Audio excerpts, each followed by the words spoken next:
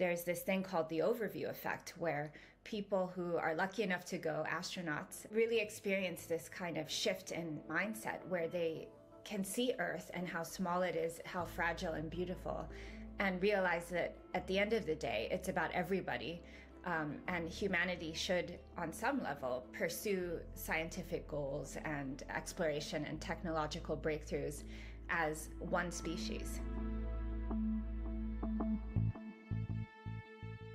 This inquiry was presented by me, Tanya Beckett, produced by Matt Tolson. The researcher was Kirstine Knight. It was edited by Tara McDermott. And the studio manager is Ben Houghton.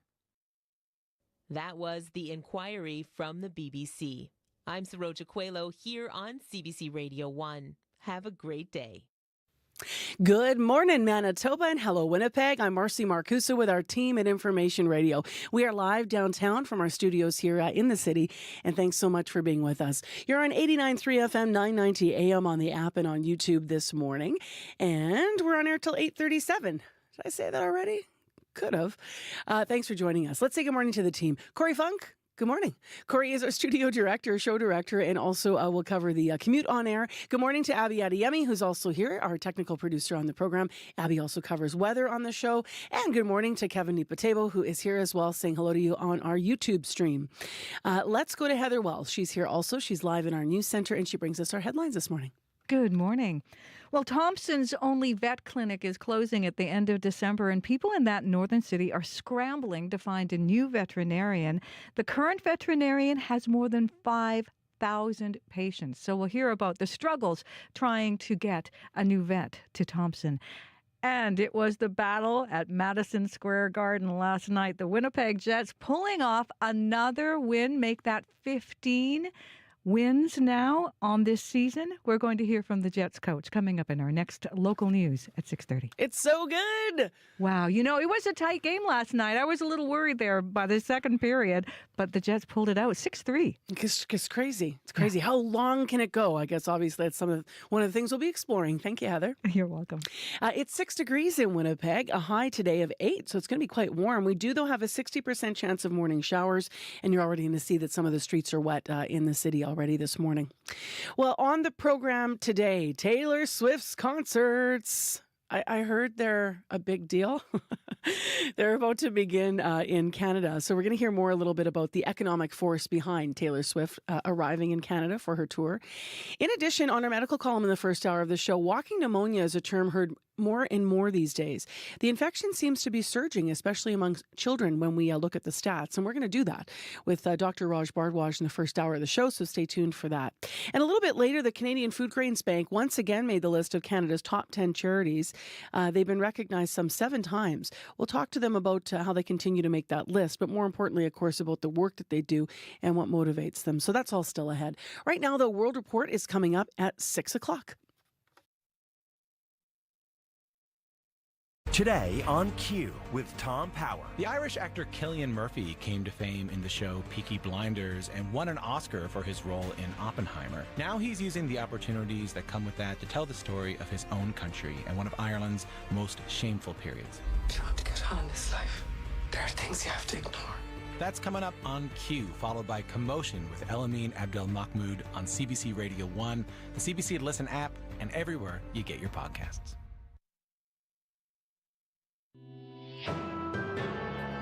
This is World Report. Good morning. I'm Marcia Young. U.S. President Joe Biden will host Donald Trump today at the White House. It is a tradition as one president prepares to hand over power to another. Trump did not do the same 4 years ago when Biden was elected. Now Trump is once again building up his administration, and among those being given formal roles, the world's richest man, Elon Musk. This Washington. Where is he? Come on up here, Elon. Tech billionaire Elon Musk joined Donald Trump on the campaign trail and is now being rewarded for his loyalty and his aggressive displays of support, like that time he screamed for Trump at the Madison Square Garden rally. USA! Musk will head up the brand new Department of Government Efficiency. In a statement, Trump says he will be in charge of slashing excess regulations and cutting wasteful expenditures.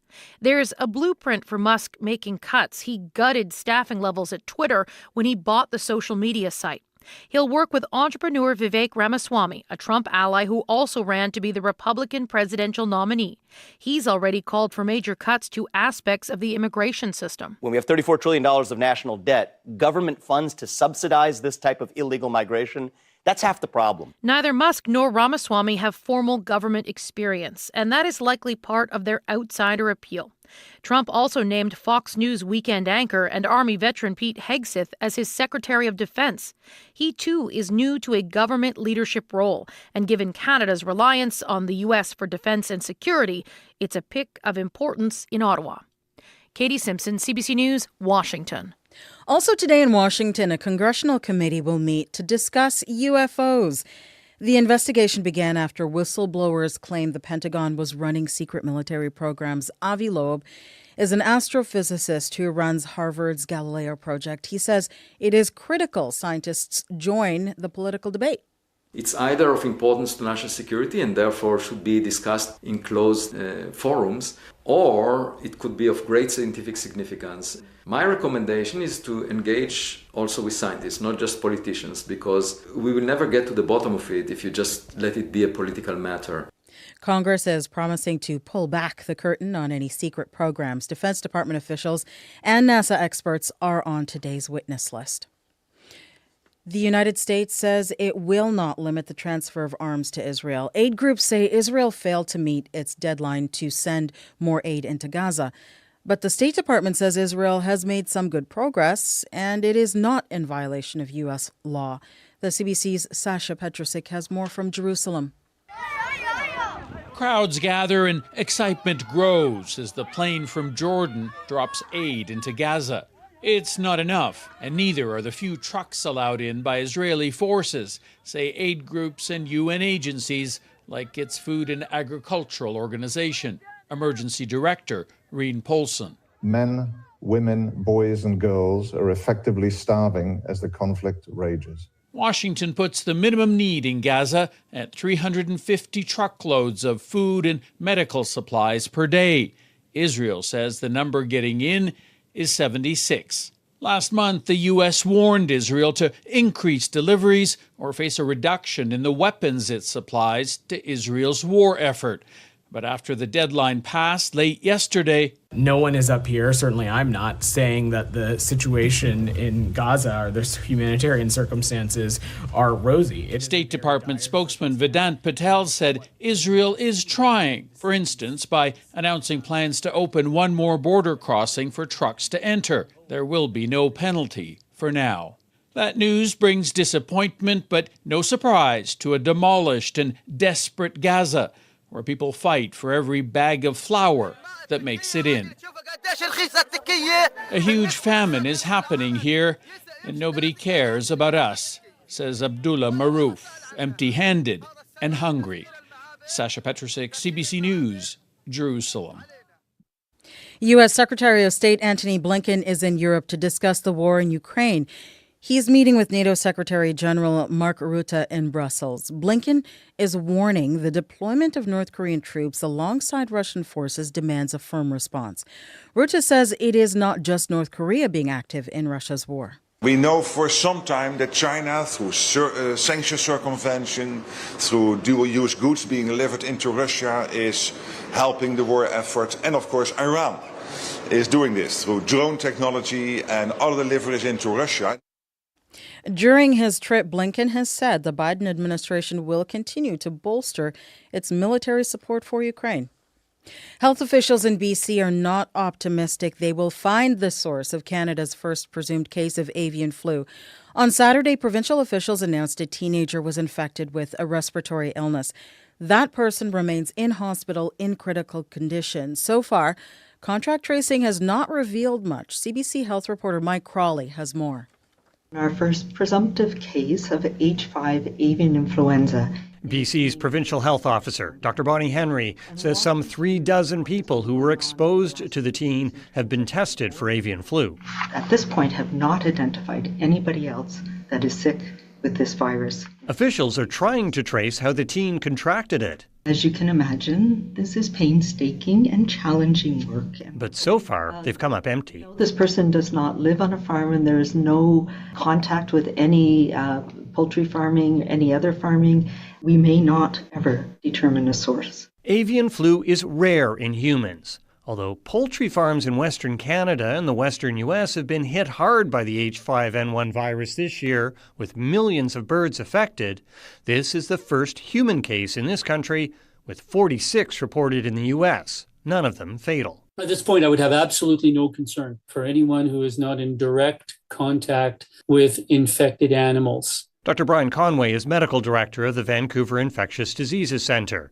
He says there's recently been a growing number of bird flu outbreaks among mammals living in herds. In cows, in minks, in sea lions, in alpacas. So the virus has genetically changed to some extent. The World Health Organization says there is no evidence that bird flu can be transmitted from human to human. Mike Crawley, CBC News, Toronto. The standoff between Canada Post and its workers' union is growing. The Crown Corporation has given notice it will lock out its employees if contract talks fail. It came just hours after the union gave its strike notice. Disruption of postal service could begin as early as Friday, and as Marina von Stackelberg reports, some retailers are worried. Half of our revenue will disappear. Toronto hobby store owner Don McCowan is rushing to find a different delivery company if Canada Post workers go on strike. A big portion of his profit comes from online sales that he needs to be able to mail out to customers. For us, it'll be about $60,000 a month. That's what the hit is going to be if the strike goes through. Canada Post and the union say they are still in contract talks over issues like wages and the Crown Corporation's plan to start delivering 7 days a week. Despite still negotiating, on Tuesday, the two sides served each other notice. The Canadian Union of Postal Workers says it could strike as early as this Friday. The company says it's ready to lock them out. The union has said that we're far apart, and that's a fair assessment. John Hamilton speaks for Canada Post. If they go to rotating strikes, we're going to continue to operate with our employees who are at work. But there may be delays and things like that, but we want to maintain service to Canadians. The union says despite the strike notice, it has not decided yet when it would start labor action or what it would look like. Jan Simpson is the union's president. Well, there's different ways that we could do work action, so we haven't discussed that yet and decided what we will be doing. Still, just the threat of a strike is having an effect. Canada Post's parcel volume plummeted by nearly a third last week as customers worried about the looming labor dispute switched delivery companies. Marina von Stackelberg, CBC News, Ottawa. The winner of this year's Booker Prize is Britain's Samantha Harvey and her novel Orbital. It's about a single day aboard the International Space Station. I would like to dedicate this prize to everybody who does speak for and not against the Earth, for and not against the dignity of other humans, and all the people who speak for and call for and work for peace. The Booker Prize is awarded to the best work of fiction written in English. It is worth £50,000. That is 88,000 Canadian dollars. Harvey says she will spend some of that money on a new bike. That is the latest national and international news from World Report. News anytime at cbcnews.ca. I'm Marcia Young.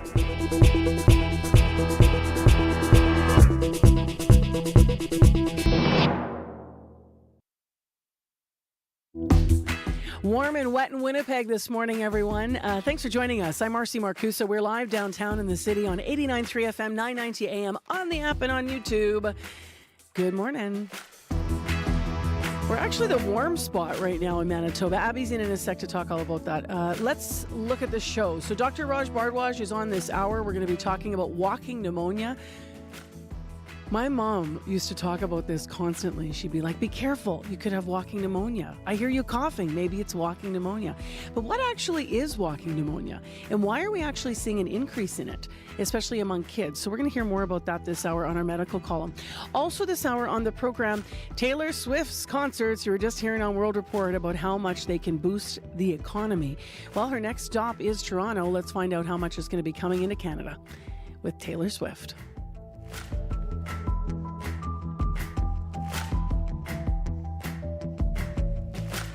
First, though, to Heather Wells, who has our news headlines today. Hi, Heather. Good morning.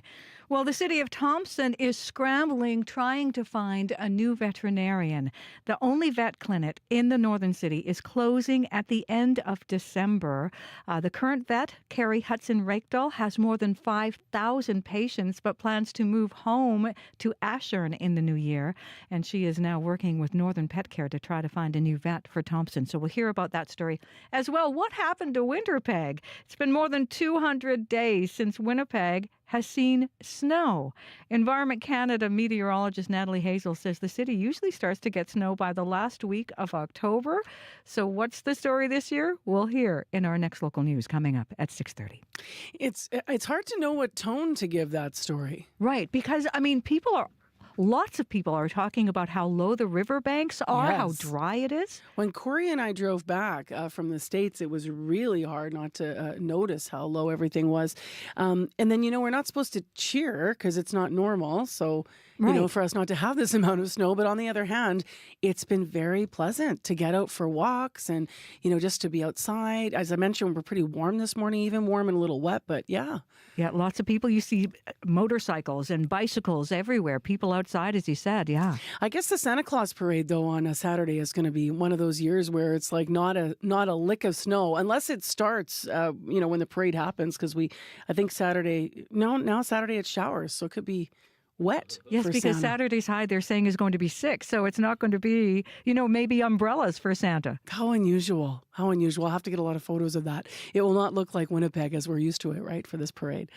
All right, let's get into what is actually going to be happening with that weather forecast and with your commute this morning. Corey Funk, good morning. Good morning. Hello, Abby Adiyemi. Hello, good morning. I love your hat. Thank you. Yeah, you look good in red, but also that Canada up the brim is like, it's cool. Abby's always got cool hats. Check out our YouTube stream if you want to see them.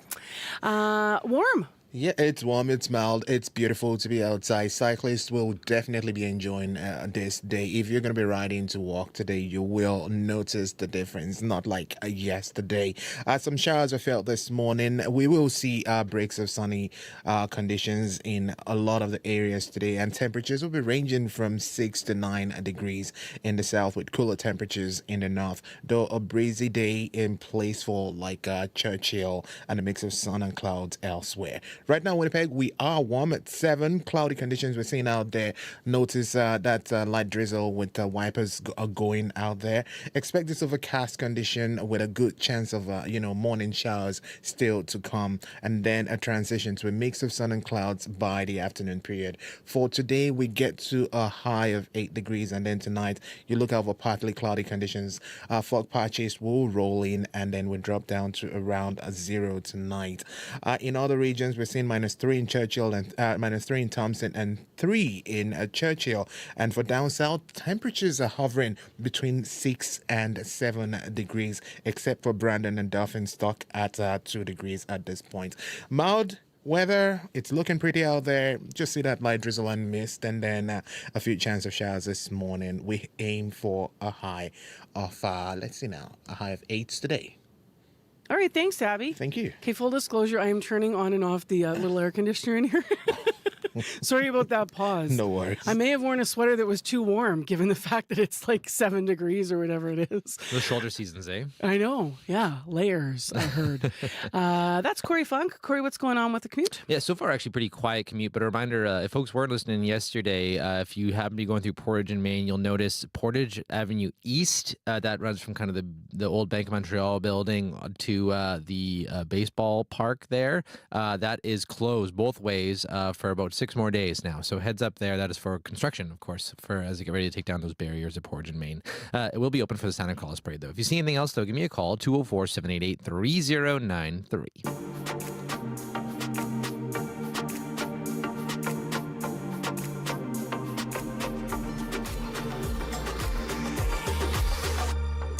Well, up first on the show this morning, can you recognize where misinformation comes into your life and how does it affect you? We live in an era where inaccurate information is everywhere.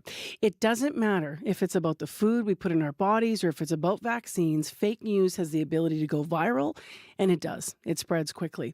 But a group of doctors, researchers, and scientists, including gynecologist and author Dr. Jen Gunter, are working together to push back on conspiracy theories. They're encouraging people to talk about misinformation in something they're calling Together Against Misinformation Week. And it's this week. So CBC's Brittany Greenslade had a conversation with Dr. Gunter about it. So Dr. Gunter, what is this week all about that you're a part of? Well, it's all about bringing attention to the crisis of misinformation, specifically misinformation about science, what we can do about it, how we need to recognize it, and really what are the steps we need to be taking. So we see through studies that misinformation spreads faster, farther, deeper, and more broadly than true, real information. Why is it important to you to work towards combating that, specifically in your industry?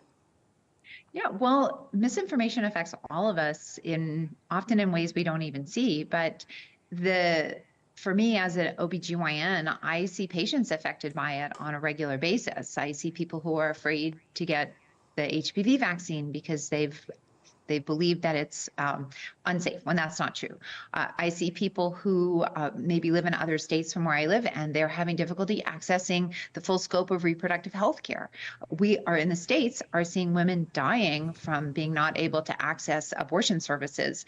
And the reason why all these laws have been allowed to stand or pass or that people are continuing to vote for them is they're misinformed about what's actually at stake. So we see personal stakes, I see stakes with my own patients, and I see stakes from people who I don't interact with, but I really feel for as another human.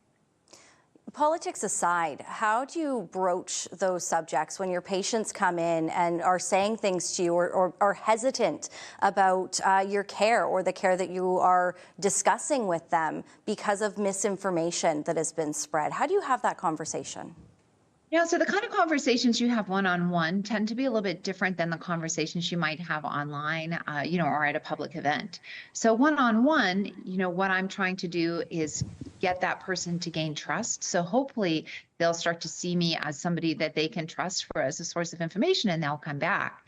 And sometimes you have to leave some subjects alone. So if someone comes to see me and they're coming for one health condition and I notice that they haven't had their flu vaccine or their COVID vaccine, I'll bring it up. So sometimes they just didn't have time. But sometimes I get a lot of pushback and I wait to see if it's a time for me to maybe have that conversation, or I'll try to plant, the concept that, hey, you trust me enough about your chronic yeast infection problem that, maybe you might want to hear what I have to say about this other issue too. But, in the office, it's a little bit of a different approach than it might be when you're trying to talk to a politician or trying to talk to the members of public or interacting on social media. When it came to vaccines, this is something we saw a lot of that then transferred not just from that COVID vaccine into other vaccines in people's lives. But when we put the vaccines aside, when we start talking about maybe some other things that people could talk about, fad diets, diet culture, how do you start seeing that negative impact? And what kind of things are you hearing from people or seeing online that can be really detrimental to people's health? Well, I think a big one that we see certainly in the realm of women's healthcare is this idea that you can somehow balance your hormones with food, right? That there's some kind of ultimate hormone balancing or hormone health diet. And what happens is that leads people often to some very destructive eating patterns. It can lead to anorexia, it can lead to binge eating, it can lead to issues with body image. So that can be very, very harmful to people. When people have these kinds of dietary patterns in their 20s or 30s, that can set them up for actually osteoporosis later in life. And then often what happens is, these diets come along with supplements because misinformation and supplements tend to go hand in hand. And people may then be at risk for taking supplements that could be potentially harmful or at best are unstudied. So diet culture certainly is unfortunately an avenue into misinformation. Oh my goodness. I think we've all seen it when we've scrolled on TikTok late at night and it says, I'll show you how I lost that last 10 pounds. Click here for the supplements that did it. I think we've all seen those. So what things do you look for to help spot misinformation? What are some tips that you have for people? Well, I think the biggest tip is if it sounds too good to be true, it probably is. That's really hard for us as humans, but it probably is. When somebody doesn't have a medical degree, when somebody is talking with absolute confidence and they're not a scientist. Now, unfortunately, we see disinformation from doctors and PhDs as well, but it's a good way to kind of to try to help separate things. If somebody is selling you a product, they can't be a salesperson and your health educator at the same time. I think that's probably my biggest red flag is what product are they selling? And always be aware about what guidelines from Health Canada say so you can have a reliable source to fact check. The truth of the matter is Health Canada does a really good job most of the time giving you accurate information. So that's a conversation with CBC Manitoba's Brittany Greenslade and Dr. Jen Gunter, who's a gynecologist and author. Together Against Misinformation Week is this week. And to that end, I have posted on my Facebook page, and you can call us on this, how concerned are you about misinformation and why? And if you do have a story, how has your life been affected by it? I know we already have some comments coming in, so we'll share those throughout the show. But if you want to call us, how concerned are you about misinformation and why? 788-3205. We'll get your calls on. We'll start a conversation here.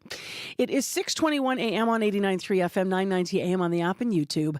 It is Wednesday morning, middle of the week, and it's wet out there and warm. A high of 8 degrees. We're already sitting at 7 degrees in Winnipeg under some cloud cover.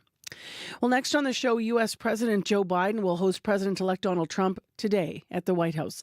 The Oval Office meeting reflects a well-established tradition to help facilitate the transition to a new administration. Biden has vowed to ensure a peaceful transfer of power to Trump. While these sit-downs are pretty much the norm, you might recall that Donald Trump refused to meet with Joe Biden in 2020. Trump has yet to concede his loss to Biden 4 years ago.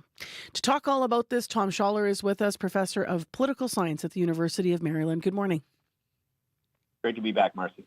So what's the purpose of this Oval Office meeting, just historically? Like, what's it supposed to be about? And what do you think today's going to look like? Well, you said, ironically, that it's a well-established tradition, and yet, of course, like so many other things, Trump broke that tradition 4 years ago because he was busy making false claims about a rigged election, and he and Rudy Giuliani and the rest of his minions were, trying to drum up false charges about, vote rigging and people voting from the grave and people under 18 voting and immigrants voting, all of which led up, of course, to the January 6th domestic terrorist attack on the Capitol. So there was no peaceful transfer of power and there was no courtesy meeting. But typically what these meetings are for is for the outgoing president, in this case Biden, to, make the new president feel welcome, typically because the new president isn't a former president like Trump, another sort of anomaly here. They give him a tour of the White House, the Oval Office, maybe the residence, the Lincoln bedroom, and so forth. Trump is obviously all familiar with that. There'll be like a pool spray, and reporters may ask a few questions, and there'll be images still and moving, camera images and maybe some quotes from that. Whether they'll have a more substantive conversation before or after the media part, I don't know. Maybe they'll talk about Gaza and Ukraine. We'll see. I want to ask you about something that I don't know about, which is there's an ethics agreement that is required by the Presidential Transition Act, apparently, and Donald Trump has reportedly failed to sign this. How important is that? What can you tell us about this document, this agreement? Well, it's another example of norm breaking and tradition breaking by Trump. But the act was passed by Congress and signed by President Johnson or President Kennedy, I believe, in 1963. And what it's designed to do is to counterbalance two important objectives. On the one hand, the incoming administration doesn't want to be caught flat-footed on January 20th. The president becomes president, sworn in at noon on January 20th, but many of his appointees still have to stand for Senate confirmation, say his Secretary of State appointee, Marco Rubio, or the Defense Secretary, or National Security Advisor, and so forth, right? And so they don't want those people to arrive in Washington on January 20th and not be, quote-unquote, read in on key elements of national security, intelligence briefings, and so forth. On the other hand, none of these people are officials yet, right? During the transition, they're just, for the most part, private citizens. Rubio's a senator at the moment, and he's entitled to some briefings, right, as a U.S. senator.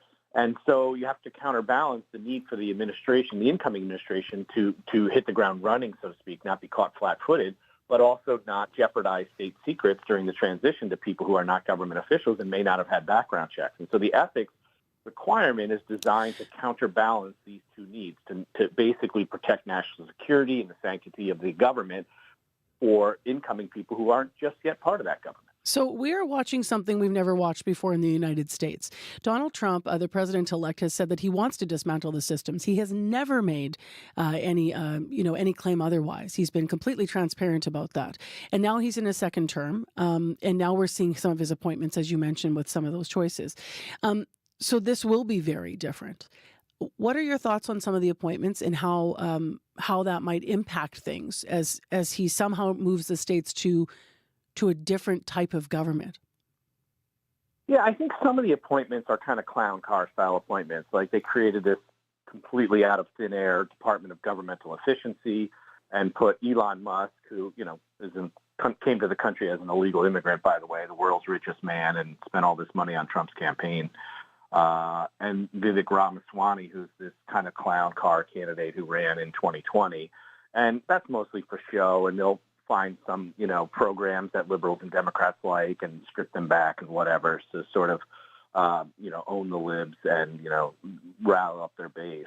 But some of his other appointments, to be fair to Trump, Marco Rubio has already mentioned as the U.S. Senator to be Secretary of State. Tom Homan's led the removal operations under both the Obama and Biden administrations to identify and remove undocumented workers and citizens and send them back to their home countries. He'll be the border czar in charge of ICE, the Immigration and Customs Enforcement Agency, as well as, Customs and Border Patrol. And so, some of the appointments, Mike Walz, a congressman from Florida, who is on the House Armed Services Committee for National Security Advisor, are people who are qualified and I assume will sail through in terms of confirmation and are serious people. I'm sure Democrats and liberals will disagree with their policies and their agendas, but they're not, complete hacks and hangers-on and people who party with Donald Trump down in Mar-a-Lago and TV personalities. Now, the one exception is Pete Hegseth, who is a Fox News personality, who's written a book about wokeism in the media and all this other stuff, and is a Trump favorite. He doesn't really have any governing experience, and I think there'll be some pushback on him becoming the Secretary of Defense, leading the world's largest military and defense department, even though he doesn't really have any experience other than writing a book about it. Pushback how? Help us understand. If he's been named Secretary of Defense, what is the vetting now moving forward, and how sure is that appointment? How does that work?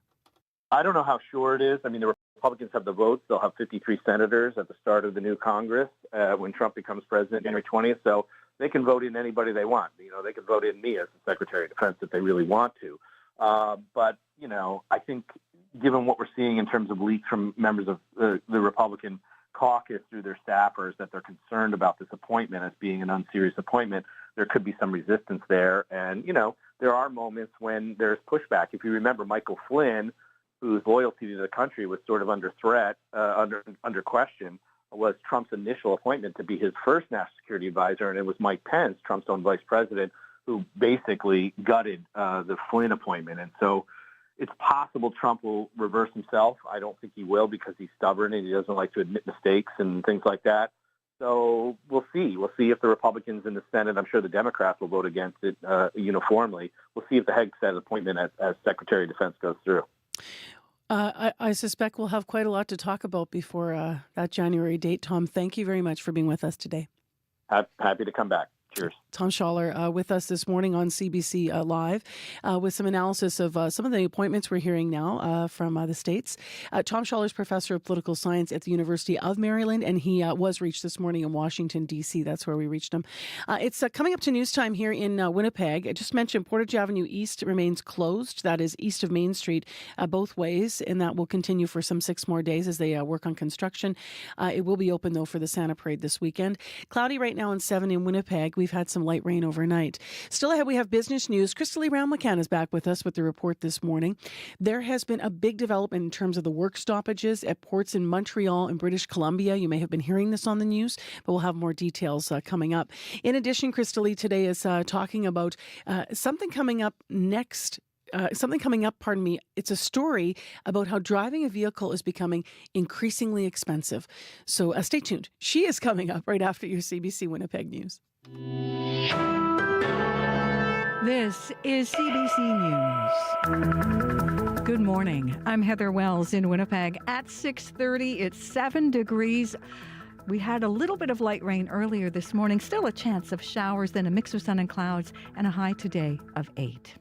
The countdown is on to the last day of veterinary services in Thompson.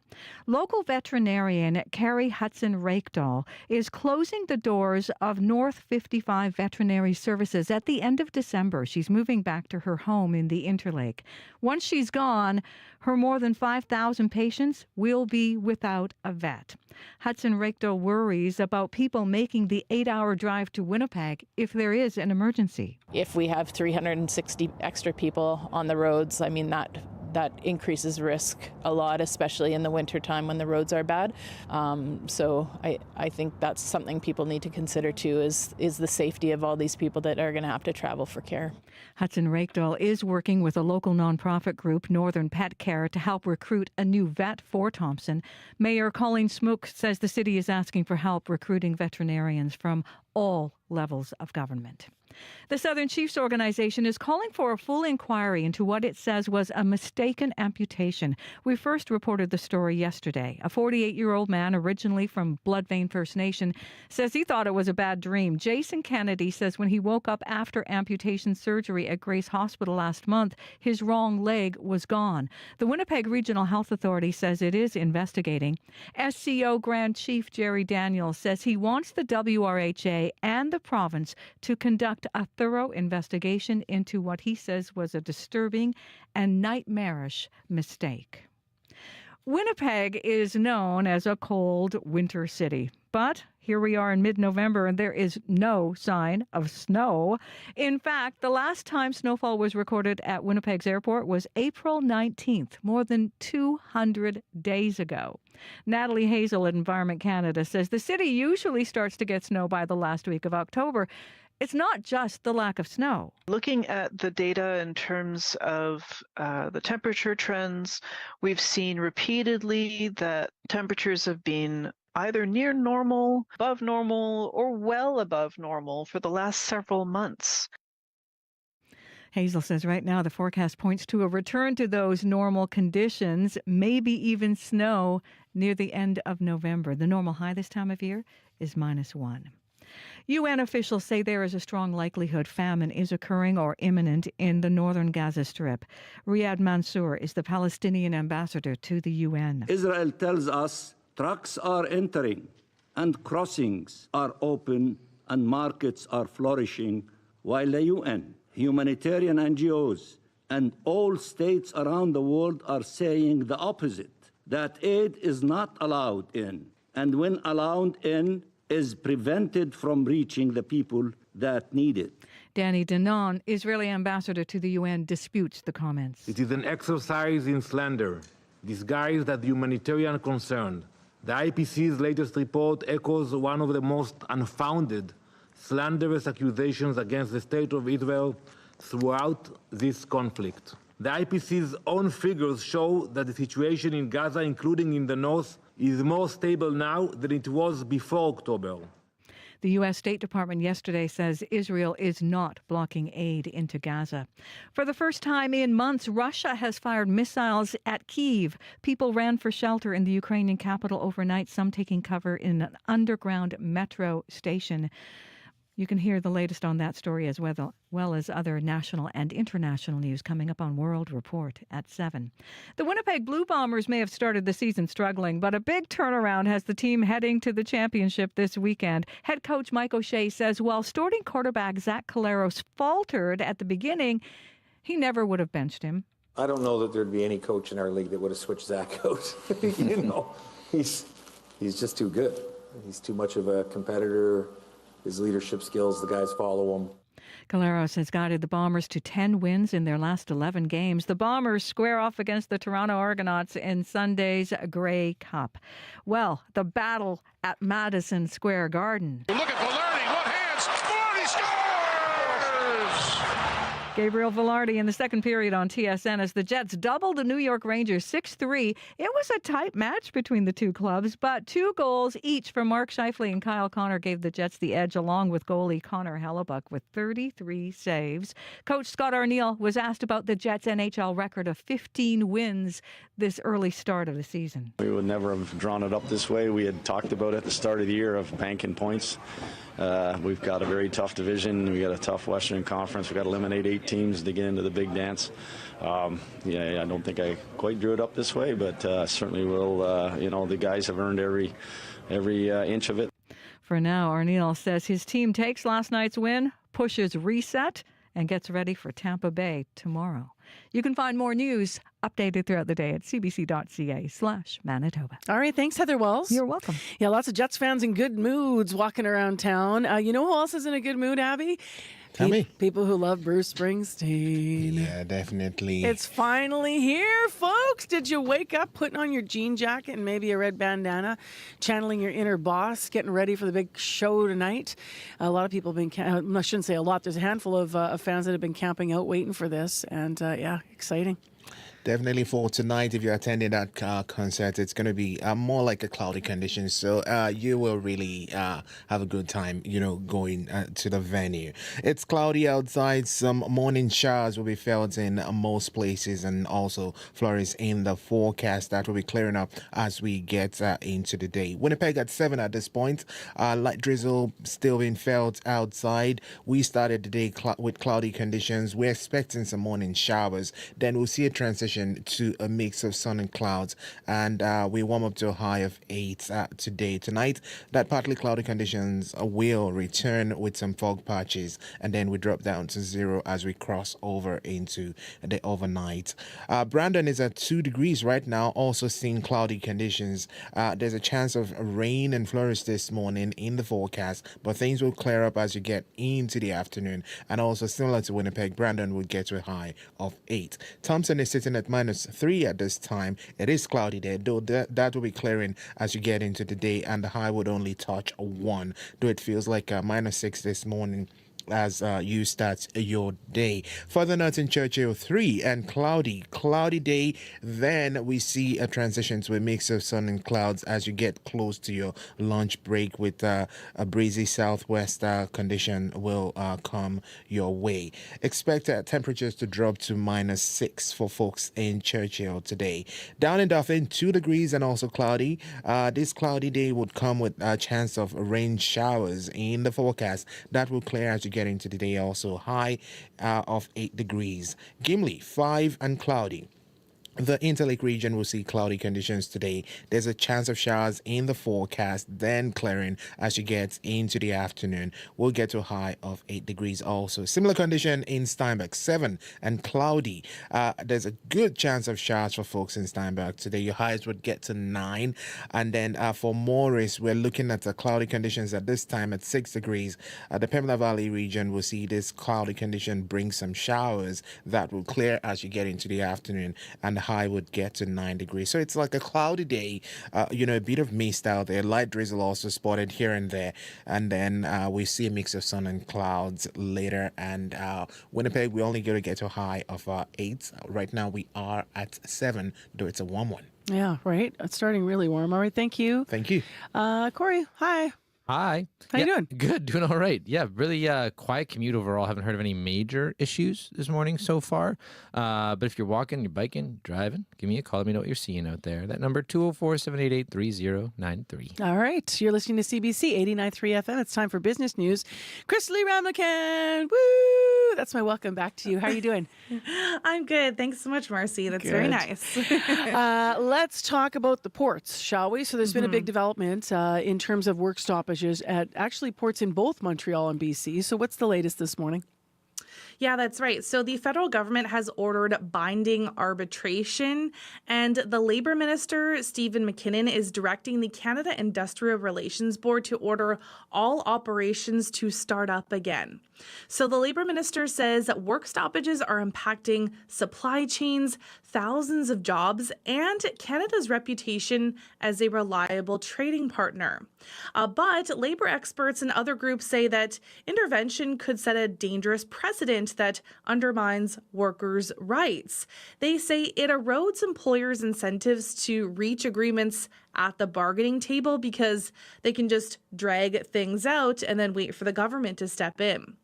Now, a little background here on what's happening at the ports. 1,200 longshore workers at the Port of Montreal have been locked out since Sunday night after workers voted to reject a contract offer.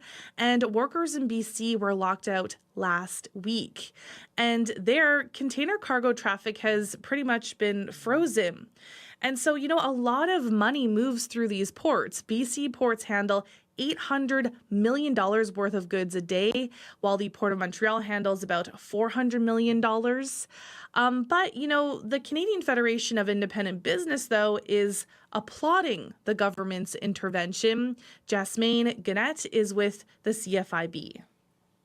We are asking the federal government to make sure that ports are considered an essential service so that they remain fully operational at all times. And this way, businesses and our economy won't have to deal with other similar situations in the future.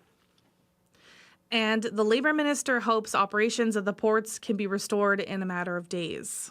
Let's go to another story. Everything's getting more expensive, including driving a vehicle. What do we understand about that? Yes, so Canadian auto insurance premiums have increased just over 12% nationally year over year, and that's according to the latest Applied Ratings Index report. So provinces like Alberta and Ontario have both experienced increased premiums, and I know that auto insurance obviously is a public thing there in Manitoba, so people are paying the same stuff, but still, Nainish Kotek is the founder of Kotek Law, and he says when it comes to any insurances, he says it's important to ensure that you have adequate coverage when shopping around, because while premiums are increasing, benefits are decreasing. If you have a choice among insurers, compare rates, because there are differences. If you bundle, for example, your home insurance with your auto insurance, you may be able to get better rates. That's very important to people. And he says if there is an opt-out option or a way to reduce a benefit, think carefully, because the few dollars that you save could have big consequences. And Kotek also says that government regulatory agencies should do a better job explaining rate approvals, as consumers deserve to see transparency from insurers on costs and profits. For example, the regulatory authority in Ontario recently approved rate increases for 58 insurance providers, with increases as high as 35%. That's a big chunk of change. Let's stay with transportation, actually. You have a story about driverless taxis. We've talked about the tech before, but they're now available.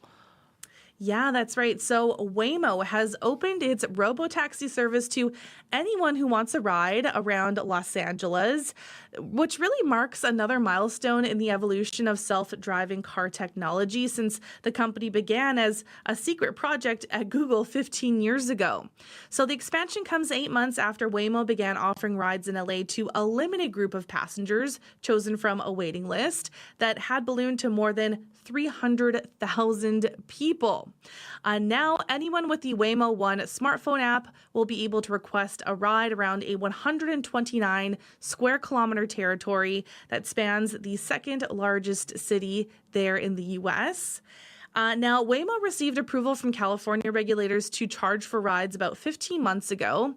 And the company also operates in San Francisco and Phoenix. And it says it now transports more than 150,000 weekly trips in its robo-taxis.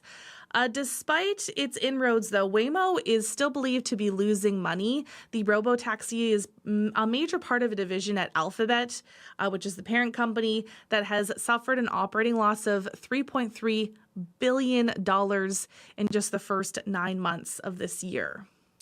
What are the markets telling us today, Crystalie? In Europe, markets are flat ahead of U.S. inflation data. Germany, the UK, and France are all up right now. In Asia, markets are mostly falling, tracking losses on Wall Street as the U.S. post-election rally stalled overnight. So Japan is down, Shanghai is up, Hong Kong is down. Oil is up at 10 cents, but it's still at $68.22 U.S. per barrel. Gold is up $13.20 to $2,611 US per ounce. And the dollar is down just about 0.1 cent to 71.6 cents US. All right, Chrisley Ramlichan, we'll talk to you tomorrow. Okay, thanks, Marcy. That is our business news on CBC. Time right now, 6:45. Are you ready?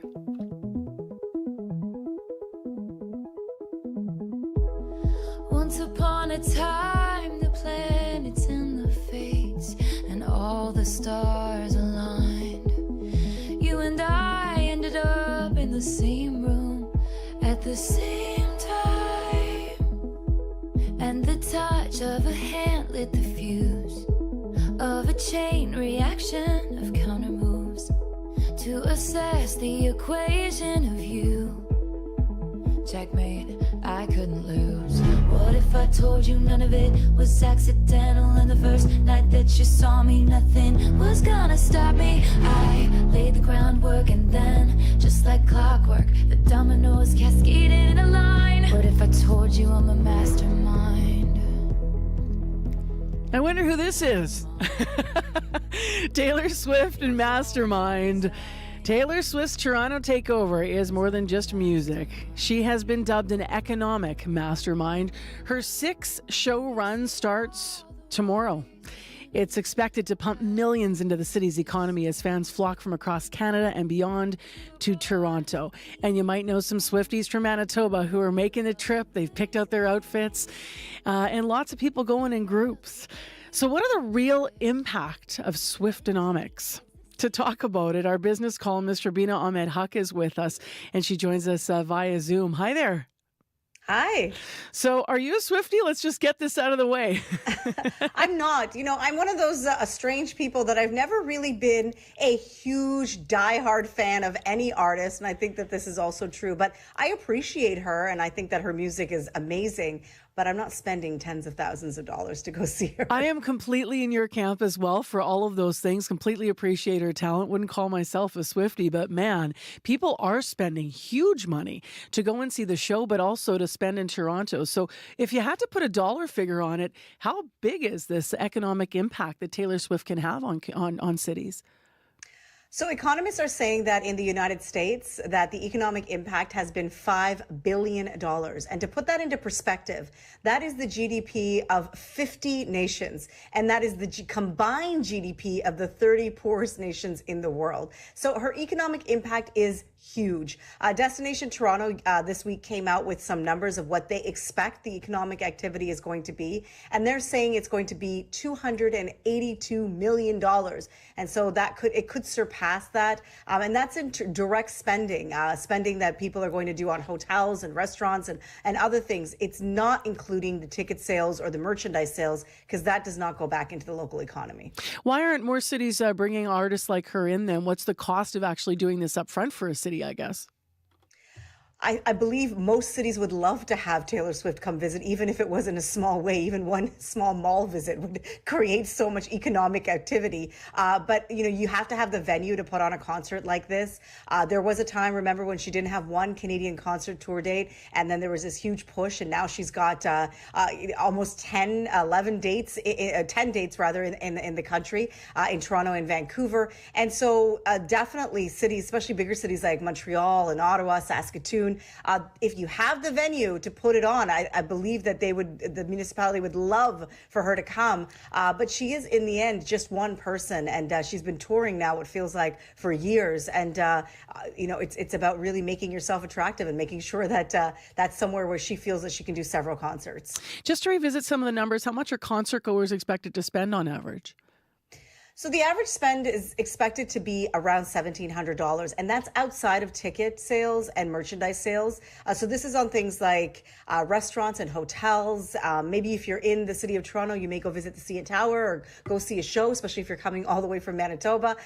It definitely is a boost for the city, because when people are here, they don't just go to the concert. They do other things. They take public transit. Even the TTC here is saying that they're going to see a revenue boost in the next 10 days or so of people being in the city and using public transit more robustly, and that's going to bring money and tax revenue as well into the coffers. In terms of the actual number, just to reiterate it here, what is this expected to translate to for the Canadian economy once again?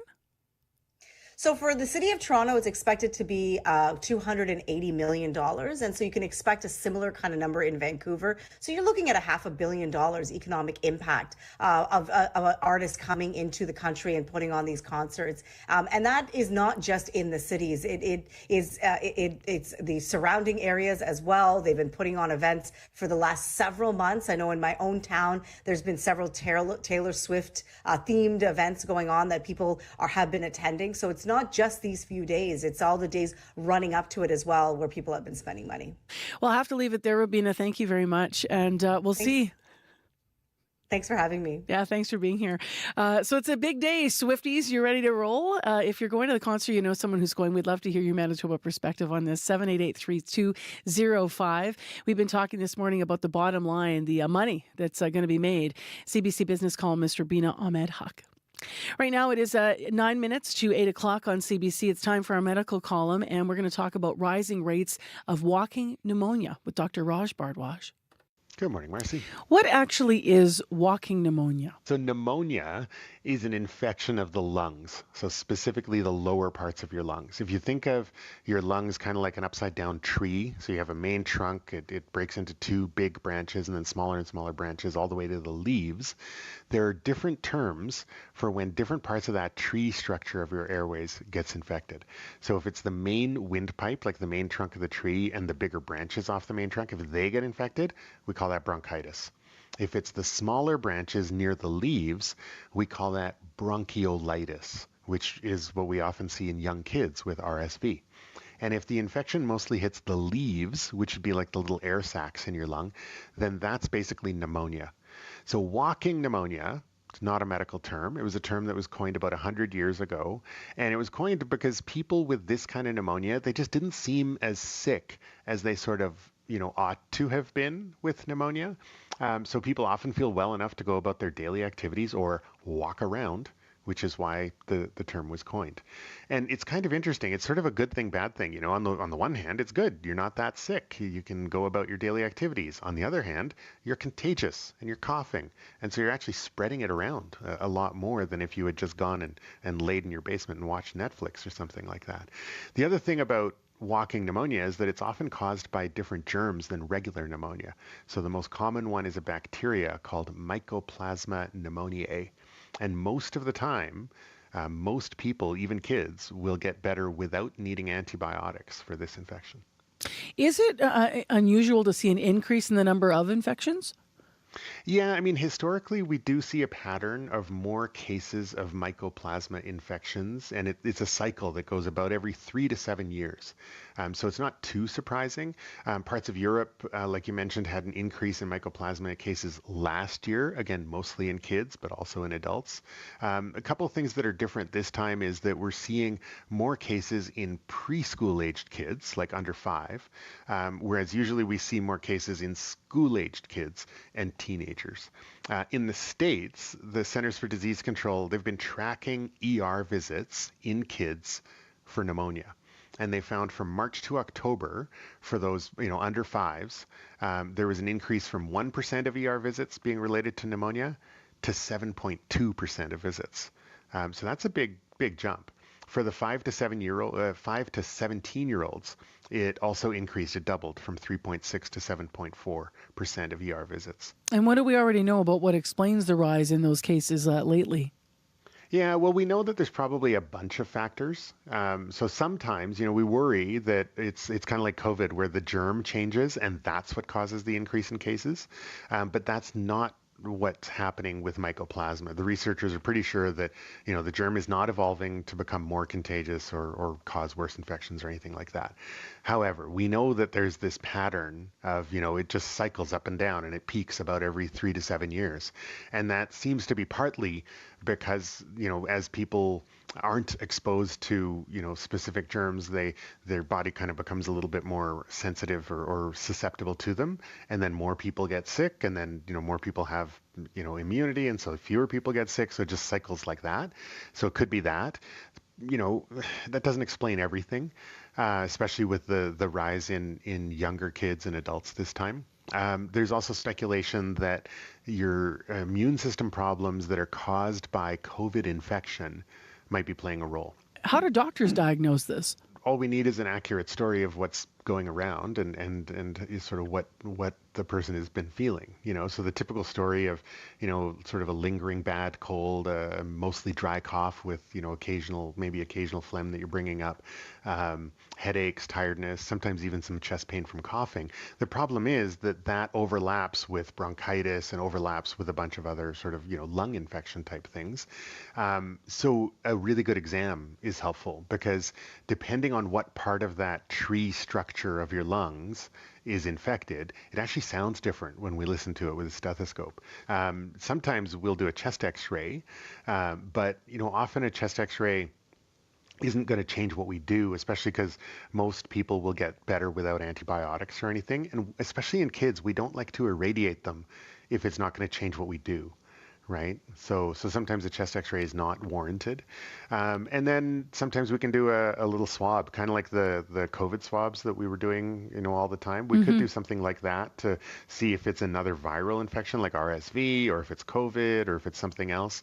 But again, those swabs don't come back right away, so it doesn't really change in the moment what we do necessarily. But remember, most people with infections from Mycoplasma are going to get better on their own with rest and time. So often antibiotics are not needed. So rest and time, and what else? If you suspect that you have this, or if your children has walking pneumonia, what else would you recommend? Yeah, so one thing is that you can kind of prepare, right? There's no vaccine against Mycoplasma, but it helps to keep up to date on other vaccines like flu and RSV and COVID, since those are also going around right now, and catching more than one infection at a time can make you sicker.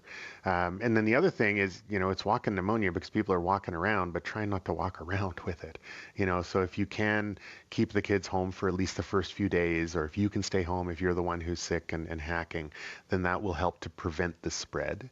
And it'll, contribute to that rest and just getting better from your body's own response. A couple of other things, make sure to stay hydrated. Humidifier in the bedroom can help, especially if you're congested, as can saline nose drops or nose rinses. A lot of people come in and they say, oh yeah, I've been using cold medicines or cough medicines and cough syrups, and they don't really seem to be doing anything. And that's true. They don't really do anything. That's been proven. Other than the Tylenol or Advil that's in them, they don't really do a lot. And the Canadian Pediatric Society has said for years, and they continue to say, we should not be using cough or cold medicines in kids under 12 because of the lack of effectiveness and the risk of side effects. So instead, just plain old Tylenol, plain old Advil for fever and pain, like, sore throat or headache or whatever. A spoonful of honey for kids over 1 year old has been proven to help with their cough more than cough syrups and cold medicines. And then just keep an extra close eye on kids, especially if they have other lung issues like asthma or anything like that, because, any lung infection can flare their asthma up. All right, Dr. Barbush, thank you. My pleasure. That's our medical column. Here's Heather Wells with your headlines. Good morning. Well, the Southern Chiefs Organization is calling for a full inquiry into what it says was a mistaken amputation. We told you yesterday about a 48-year-old man originally from Bloodvein First Nation who says he woke up after amputation surgery at Grace Hospital last month and his wrong leg was gone. We'll hear about what the Southern Chiefs have to say. Also, what happened to Winnipeg? It's been more than 200 days since Winnipeg has seen snow. We'll hear from Environment Canada in our next local news at 7:30. Thank you, Heather. You're welcome. Wet streets this morning, cloudy and 7 degrees, so wet and warm, a high of 8 degrees today. And that chance of showers will stay with us throughout the morning. Portage Avenue east of Main Street is closed both ways. That's going to last probably about 6 more days. They're just doing the construction there preparing to take those barricades down at Portage and Main. Still ahead, the Canadian Food Grains Bank has once again made a list of Canada's top 10 charities. We'll talk to them about that. And artificial intelligence, friend or foe? We're going to touch on that conversation this morning through a local lens. Stay with us.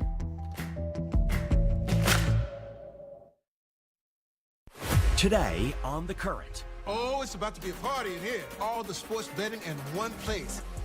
Sports betting is everywhere these days, from online ads to the hockey game you're watching on television. A lot of Canadians love it, but experts warn the billions being funneled into this industry are leading some to serious addiction. That is coming up on The Current. The Current with Matt Galloway. This morning at 8:37, 9:07 in Newfoundland, and on the CBC Listen app. Report. Good morning, I'm Marcia Young. U.S. President Joe Biden will welcome President-elect Donald Trump to the White House today. That is what is the norm. That is what is supposed to happen. And also that's what the American people deserve. White House spokesperson Karine Jean-Pierre says Biden believes in the peaceful transition of power. But the traditionally held meeting did not happen 4 years ago. Back then, Trump refused to host Biden. Now, with his inauguration more than 2 months away, Trump is already making big moves to build his new administration. One of the latest names to be added to the list, billionaire Elon Musk. Your money is being wasted, and the Department of Government Efficiency is going to fix that. Musk made that comment during Trump's election victory speech. The world's richest man has been tapped to lead the new Department of Government Efficiency alongside fellow billionaire Vivek Ramaswamy. And Fox News host Pete Hegseth will play a key role in Trump's administration. He has been named Defense Secretary. A congressional committee in Washington will resume its hearings today on UFOs. If it will hear from expert witnesses, including Defense Department officials and NASA experts, they may shed new light on a topic that is cloaked in mystery. The CBC's Bryce Hoy is in Washington. And Bryce, what is the committee trying to learn? Morning, Marcia. So lawmakers want to understand more clearly the nature and the origin of unidentified anomalous phenomena that we used to call those UFOs. Now they're UAPs. So some UAP reports from highly trained Navy and military personnel at least appear to defy conventional explanations. We heard testimony about this sort of thing in the hearing Congress held on this topic last year. So there's questions of government transparency and national security. They're going to be explored again today. You know, if these things are being spotted in American airspace or near sensitive military installations, and defense officials say they don't always know what some of them are, then lawmakers say, well, that's a problem of national security, and the public has a right to know more. UAPs have been shrouded in secrecy for decades. How likely is the committee to get to the bottom of this? Yeah, well, barring any indisputable, extraordinary physical evidence revealed during the course of the hearing to support some of these claims, I think we can reasonably expect that there's going to be some enduring mysteries or uncertainties here. You know, uncertainties people like Harvard astrophysicist Avi Loeb say should be studied rigorously by scientists like him. My recommendation is to engage also with scientists, not just politicians, because we will never get to the bottom of it if you just let it be a political matter.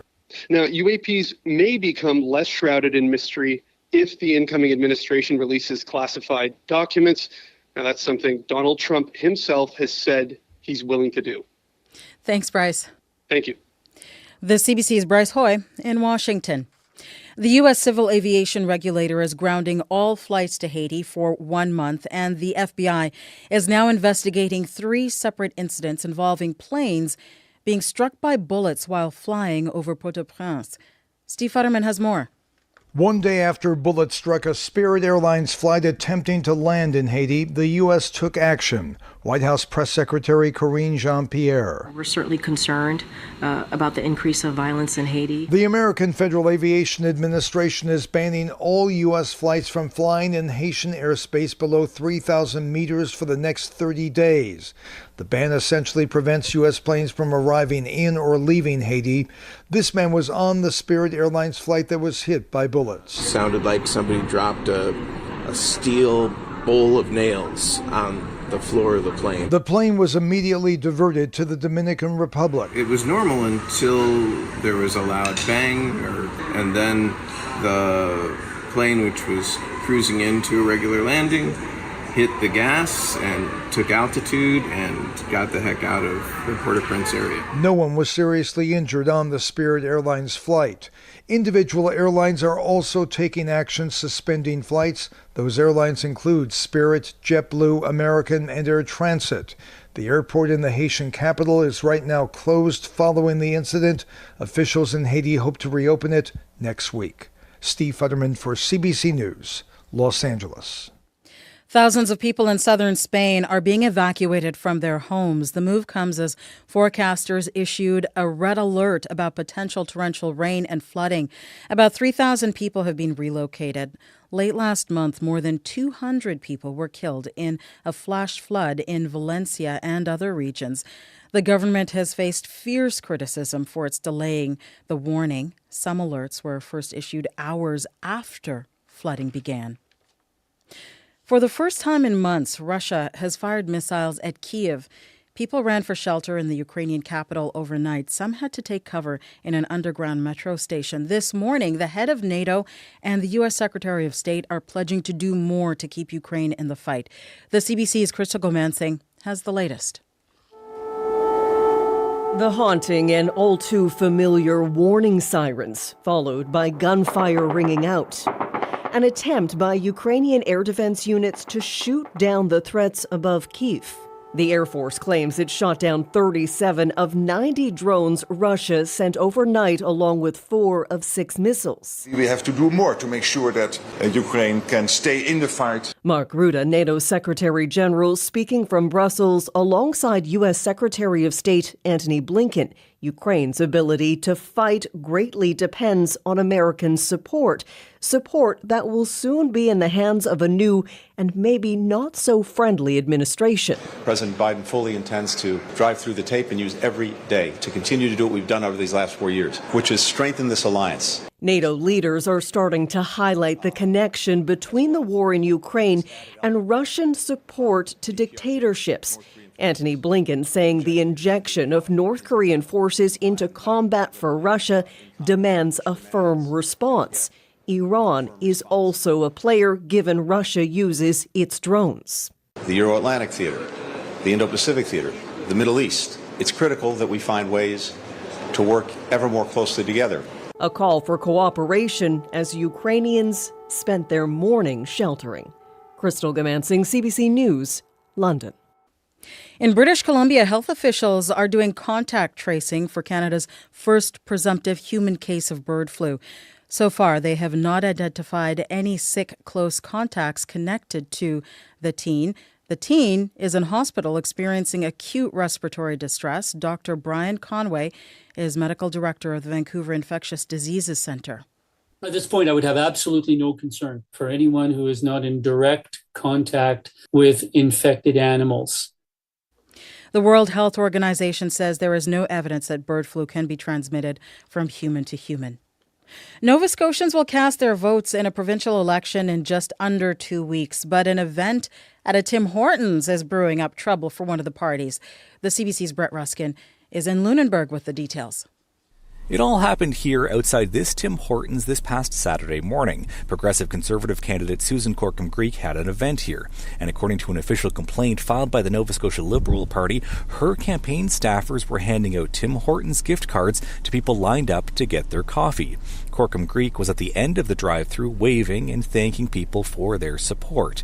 The Liberals argue this amounts to vote buying.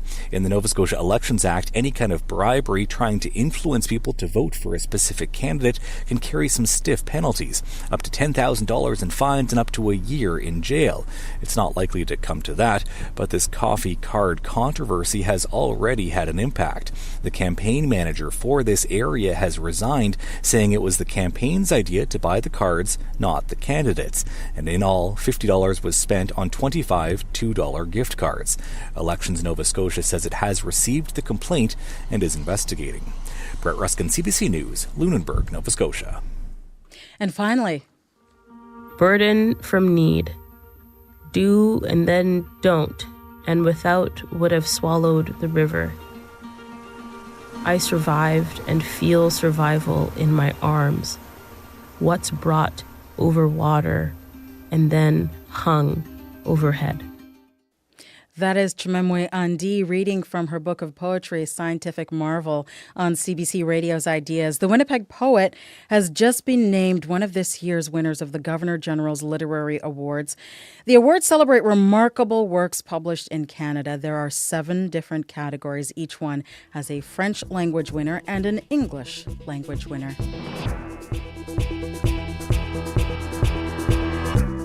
And that is the latest national and international news from World Report. News anytime at cbcnews.ca. I'm Marcia Young.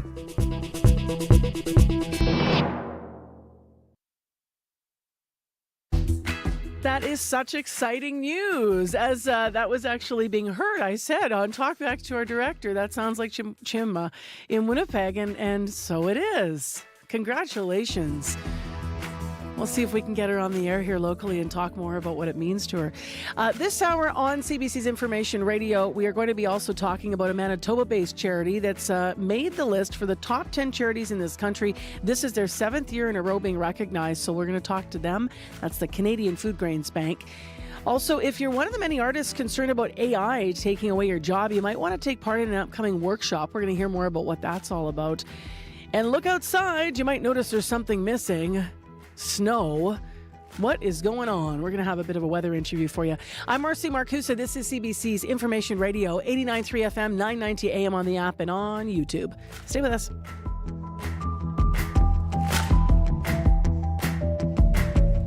Heather Wells is working on some other stories. Hi, Heather. Good morning. Well, Thompson's only vet clinic is closing at the end of December, and people in the northern city are scrambling trying to find a new veterinarian. That clinic in Thompson has more than 5,000 patients. The city of Thompson says it is lobbying all levels of government to help with recruitment. The Southern Chiefs organization is calling for a full inquiry into what it says was a mistaken amputation. We first told you about the story yesterday. A 48-year-old man, originally from Bloodvein First Nation, says when he woke up after amputation surgery at Grace Hospital last month, his wrong leg had been taken. We're going to hear from the Southern Chiefs Grand Chief coming up in our next local news at 7:30. All right, thank you, Heather. You're welcome. Let's get into what's going on with the weather. It is mild out there, Abby. It is mild out there. We're going to see some morning showers, though, in the forecast. That will clear up as we get into the day. And temperatures ranging from -1 in the north to highs of 9 down south. Right now, Winnipeg at 7, just some light drizzle still being felt here and there. We should see some cloudy conditions. A good chance of showers still in the forecast this morning, transitioning to a mix of sun and clouds later in the day. We will reach that high of 8, and then partly cloudy skies with fog patches will develop near midnight. Up north, we're seeing Thompson at -2 and Churchill at 2 degrees. And for down south, Brandon and Dauphin hovering near 2 degrees, and the rest of the regions hovering near 7 degrees.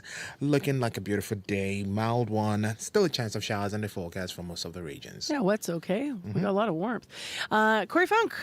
Yeah, so far no major issues out there to report, but if you see something going on the roads, if you're walking, biking, driving, give me a call. That number 204-788-3093. So let's talk about something that a conversation that began earlier this morning. A group of doctors, researchers, and scientists are encouraging people this week to, as they say, quote, get together against misinformation.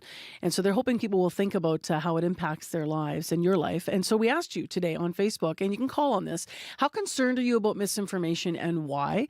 And how has your life been affected? I suspect as a parent, Corey, I mean, I'm not a parent, you are. This would be of big concern, teaching your children once they get to that age. All the time. I mean, I only have a 3-month-old and a 2-year-old, but already I'm worried about what that introduction into the world of the internet, social media is going to look like for them, and how to protect them from misinformation. And how to navigate. Yeah, exactly. So people are writing in, and Judy Hershkovich wrote in, misinformation, disinformation, why don't we go back to a really useful word? People are telling lies. Judy wrote in. Curtis Lawson wrote in, I suppose I don't think that much about it. I know I have to correct people in the past. I've had to correct people in the past, Curtis says, about some nonsense they picked up off the internet, to your point, Corey. But then Curtis says, I've always been aware the internet has no editors. By default, it's something I can't verify or hasn't been published by a reputable source. If I note that, then I file it in the garbage pile section of my brain. But I have to admit, it's getting harder and harder, Curtis writes, to recognize it when it pops up.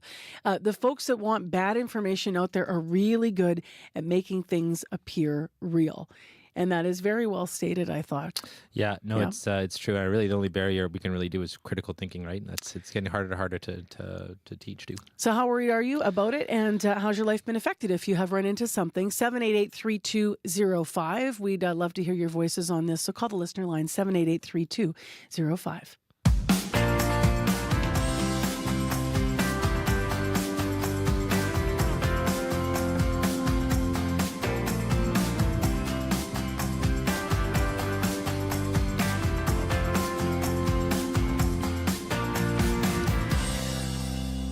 Well, Abby just picked up the phone actually while Corey and I were talking there because Aaron called the commuter line. I just want to add this. Westbound Henderson Highway at the perimeter is slow moving, heading toward the perimeter.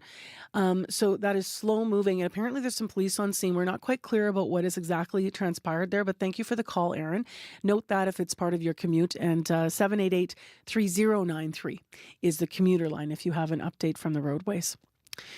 Well, the season of giving is right around the corner. And if you're looking at donating to a charity, you might look at Charity Intelligence's list. Often people do. They just put out their 2024 list of top 10 impact charities report. The Manitoba-based Canadian Food Grains Bank is on that list. The International Aid Agency has made Charity Intelligence's list for 7 years in a row. Christina Phillips is Resources and Public Engagement Director for the Canadian Food Grains Bank, and here with us. Good morning. Good morning. Thanks for having me. How much does it matter to you to be making a list like this? And do you see an impact on charitable giving when you are sort of validated in this way? I think it's important because I think it validates the hard work that we're doing. My colleagues and I would say across the sector as well, we all really strive to make sure that we're doing good work with the money that's entrusted to us, and we just want to be helping the people that are vulnerable to need. And in terms of seeing a difference, I definitely think we see a difference. You know, your last segment on what do people trust and where are they finding information. This is a list that people who have some doubts about charities can go to, and we definitely hear from some people that one of the reasons they chose this is because we were on this list. For folks that aren't familiar with Canadian Food Grains Bank, can you just give us the brief reminder of what it is you do? Sure. We're an organization that's made up of 15 member organizations that are focused on global hunger. And so we work internationally. Last year, we worked in more than 30 countries. And we help people with emergency food during times of humanitarian crises, such as conflict or natural disasters, with emergency food access. And then we also work on long-term food security. So oftentimes we're helping small-scale farmers, and we're supporting them with learning new methods that can adapt to erratic weather so that they are able to make a livelihood but also put food on their table for their families with what they are producing on their farm. And where are you most actively working when it comes to internationally right now in the world, Christina? You know, we really do range. A lot of our long-term work is happening across parts of Africa, but we also have emergency work there. And a lot of our emergency work is happening in the Middle East. We had a lot of work in Lebanon even before the recent escalation in this conflict, because so many Syrian refugees actually crossed the border into Lebanon to find safety. Now, with the increase in the conflict that's happening there, some of them are actually going back, and we have partners that are working there to provide emergency food assistance. So we're where the places that we need to be. Another place where we are is working in Sudan, which is one of the worst food crises that's happening right now in the world. Severe levels of hunger there, and so some of our members and their locally based partners are providing emergency food there as well. In terms of effectively doing what you do in terms of a nonprofit and being a charity, there's been so much change right now, and I know inflation's really been an issue for some organizations. Do you have any advice about best practices, given that obviously you're staying afloat and still, as you said, managing to keep going and find, obviously, be recognized for your effectiveness? So what would you say about how you've managed to do that? I think for a number of years, we've had really strong practices in place. Our programs department works really strongly with their, like I said, with our members and their locally based partners to make sure that reviews are done well. I think inflation is a really important point, especially over the last few years. I think the one impact of inflation, I think, is actually for is on the hearts of the people who are serving. You know, they have to do so much more with less. So, for instance, in some countries where we're providing emergency food, we were seeing some inflation prices where it was almost twice the price to feed a family of four. And so they're having to make really difficult decisions. And I would say, despite the difficult decisions, I think one of the aspects in which so many of our supporters continue with us is they know we're doing the best we can and we're not leaving, right? So we may not be able to help as many people as we did for the same dollar amount, but we're continuing to stay and we're continuing to work and support the people who need it the most. Really appreciate you being with us on CBC this morning, Christina. Thank you very much for your time. Thank you. Christina Phillips is the Resources and Public Engagement Director for the Canadian Food Grains Bank. And for the seventh year in a row, they have made Charity Intelligence's list of top 10 impact charities in their recent report. There's more to community than location. It's about the spaces we share, physically and digitally, the points of view that divide or unite us. Gen Z, let's get to know each other. CBC's Communities in Focus is coming to RRC Polytech's Notre Dame campus November 18th to 29th. Live radio, live streaming, and your point of view. Let's talk. Visit cbc.ca/Manitoba/community for details. Well, it is a little bit drizzly out there. It's cloudy in Winnipeg. There's light drizzle in Barons River this morning. We've had wet streets from overnight in Winnipeg. So this today they'll be mild. It already is. So our high today in Winnipeg is 8 degrees. We're already at 7. That is the warm spot in the province in case you're curious. And it's a good day if you're standing outside, which some people already are, outside Canada Life Centre, because they're excited to see Bruce Springsteen, who finally is going to play Winnipeg tonight. We will hear more about the significance of that and the excitement in the city this morning from Megan Ketchison in our news at 7:30. But right now, a little music from the boss. We're going old school. Here's Dancing in the Dark on CBC.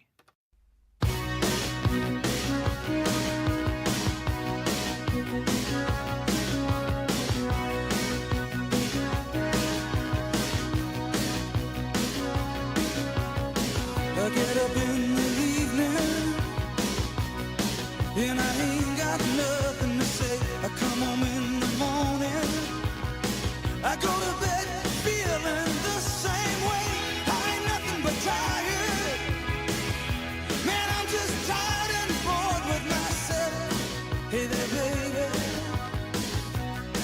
I could use just a little help. You can't start a fire. You can't start a fire without a spark. This gun's for hire. Even if we're just dancing in the dark.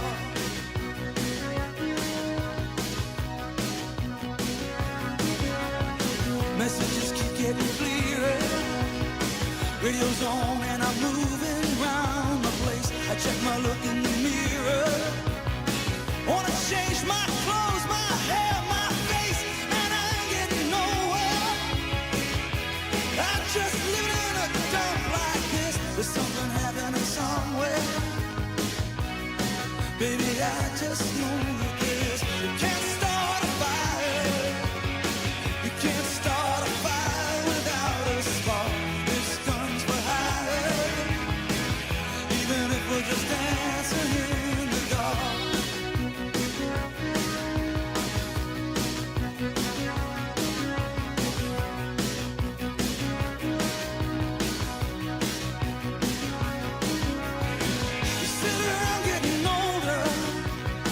There's a joke, yes, a while, and it's on me. I shake this world off my shoulders. Come on, baby, the laughs on me. Stay in the streets of this town, and they'll be carving you up alright. You say you gotta stay hungry.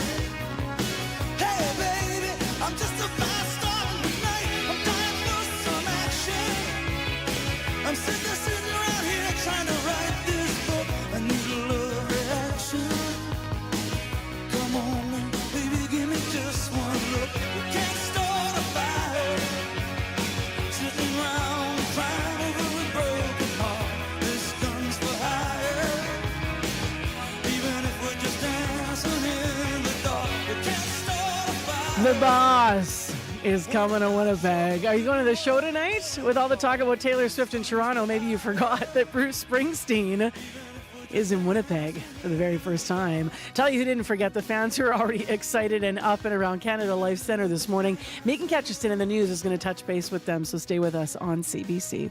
And while we get there, just before we get there, we've got morning sports to cover, and we actually have a lot of things developing in traffic. So Corey's popped in with those details. Yeah, getting a few calls, particularly about traffic on northbound Route 90. There's a multi-vehicle collision blocking northbound traffic at Wellington, so Century and Wellington. Those emergency crews, for a while, they've been blocking actually all the lanes, but just heard from Jesse that you can get around it on the right. But otherwise, they have been diverting traffic onto Wellington. Hugh also called to say that it is causing some pretty big backups, as you can imagine, all the way to Sargent. So just heads up there, northbound Century this morning, very, very slow because of a collision at Wellington. As well, Karen called westbound perimeter at Henderson Highway, moving very slowly. There are police cars on scene. We don't know much more than that. But if you have any details on that or anything else you're seeing out there, give me a call, 204-788-3093. All right. Thank you very much, Corey. Thank you.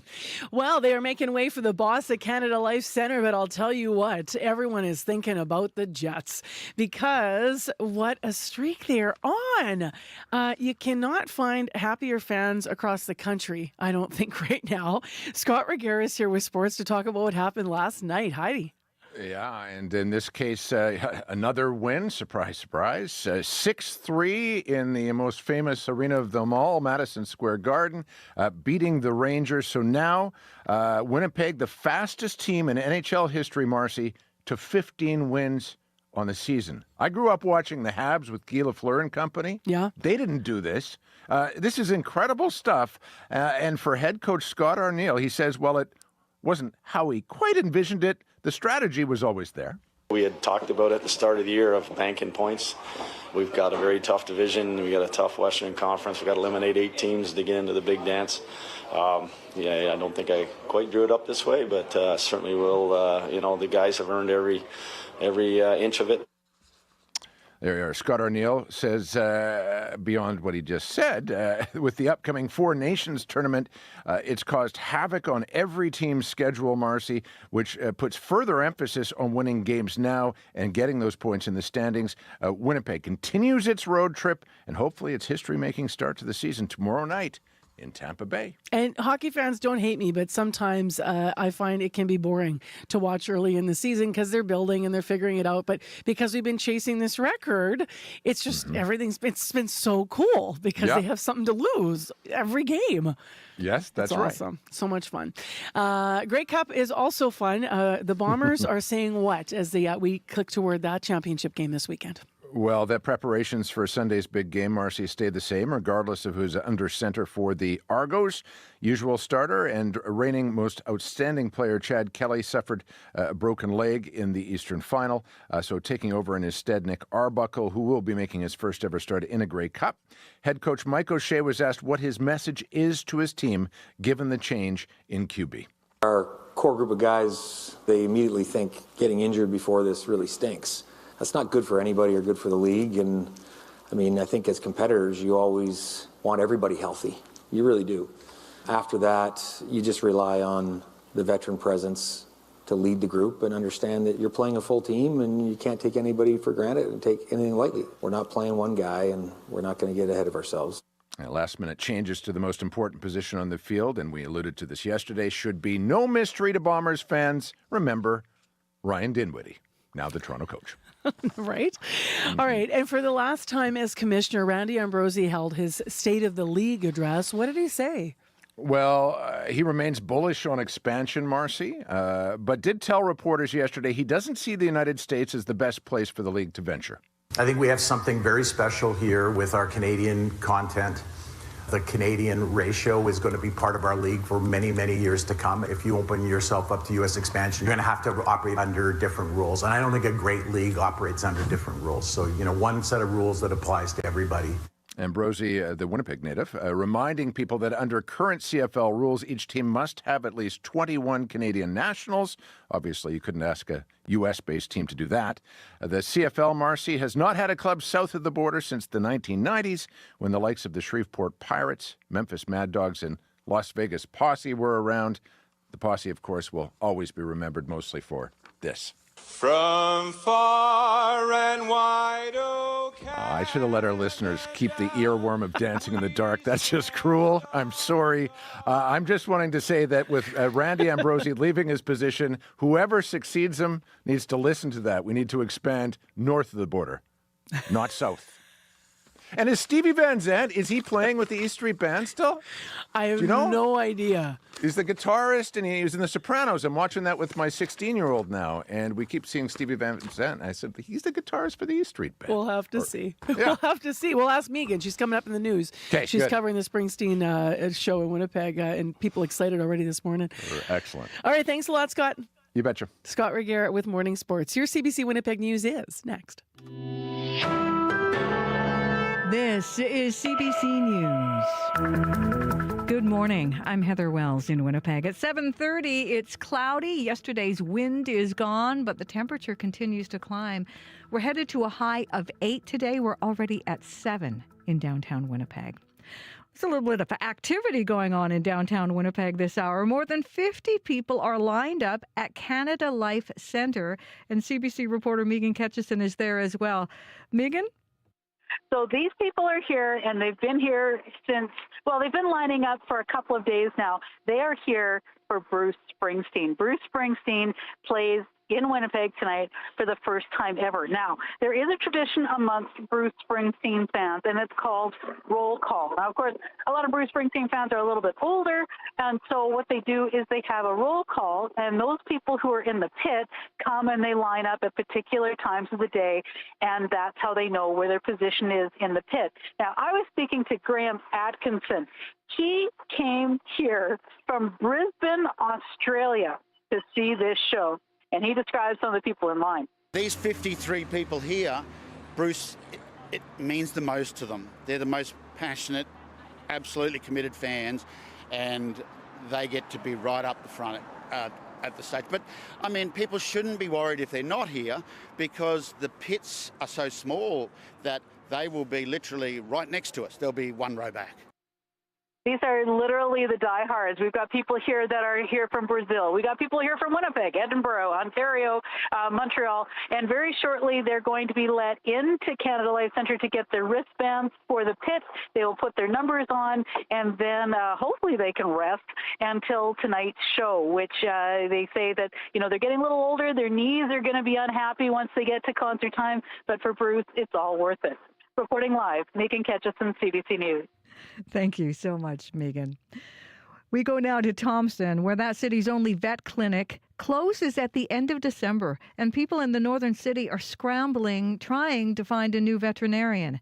Sarah Driediger chairs Northern Pet Care. It's a nonprofit group trying to recruit vets to work in Thompson. It's hard to attract people to the north already. And then when you have such a specialized career that is lacking everywhere, it's hard to say, oh, come to Thompson when they could go to Edmonton, Calgary, BC. The city's current veterinarian, Carrie Hudson Rakedal, has more than 5,000 patients, but she plans to move home to Ashern in the new year, and she's working with Northern Pet Care to find a new vet. The city of Thompson says it is lobbying all levels of government to help with recruitment. The Southern Chiefs Organization is calling for a full inquiry into what it says was a mistaken amputation. We first told you about that story yesterday. A 48-year-old man, originally from Bloodvein First Nation, says he thought it was a bad dream. Jason Kennedy says when he woke up after surgery at the Grace Hospital last month, his wrong leg was gone. Now the Winnipeg Regional Health Authority says it is investigating. SCO Grand Chief Jerry Daniels says he wants the WRHA and the province to conduct a thorough investigation into what he says is a disturbing and nightmarish mistake. Winnipeg is going against its reputation of Winterpeg. It has been more than 200 days since Winnipeg has seen snow.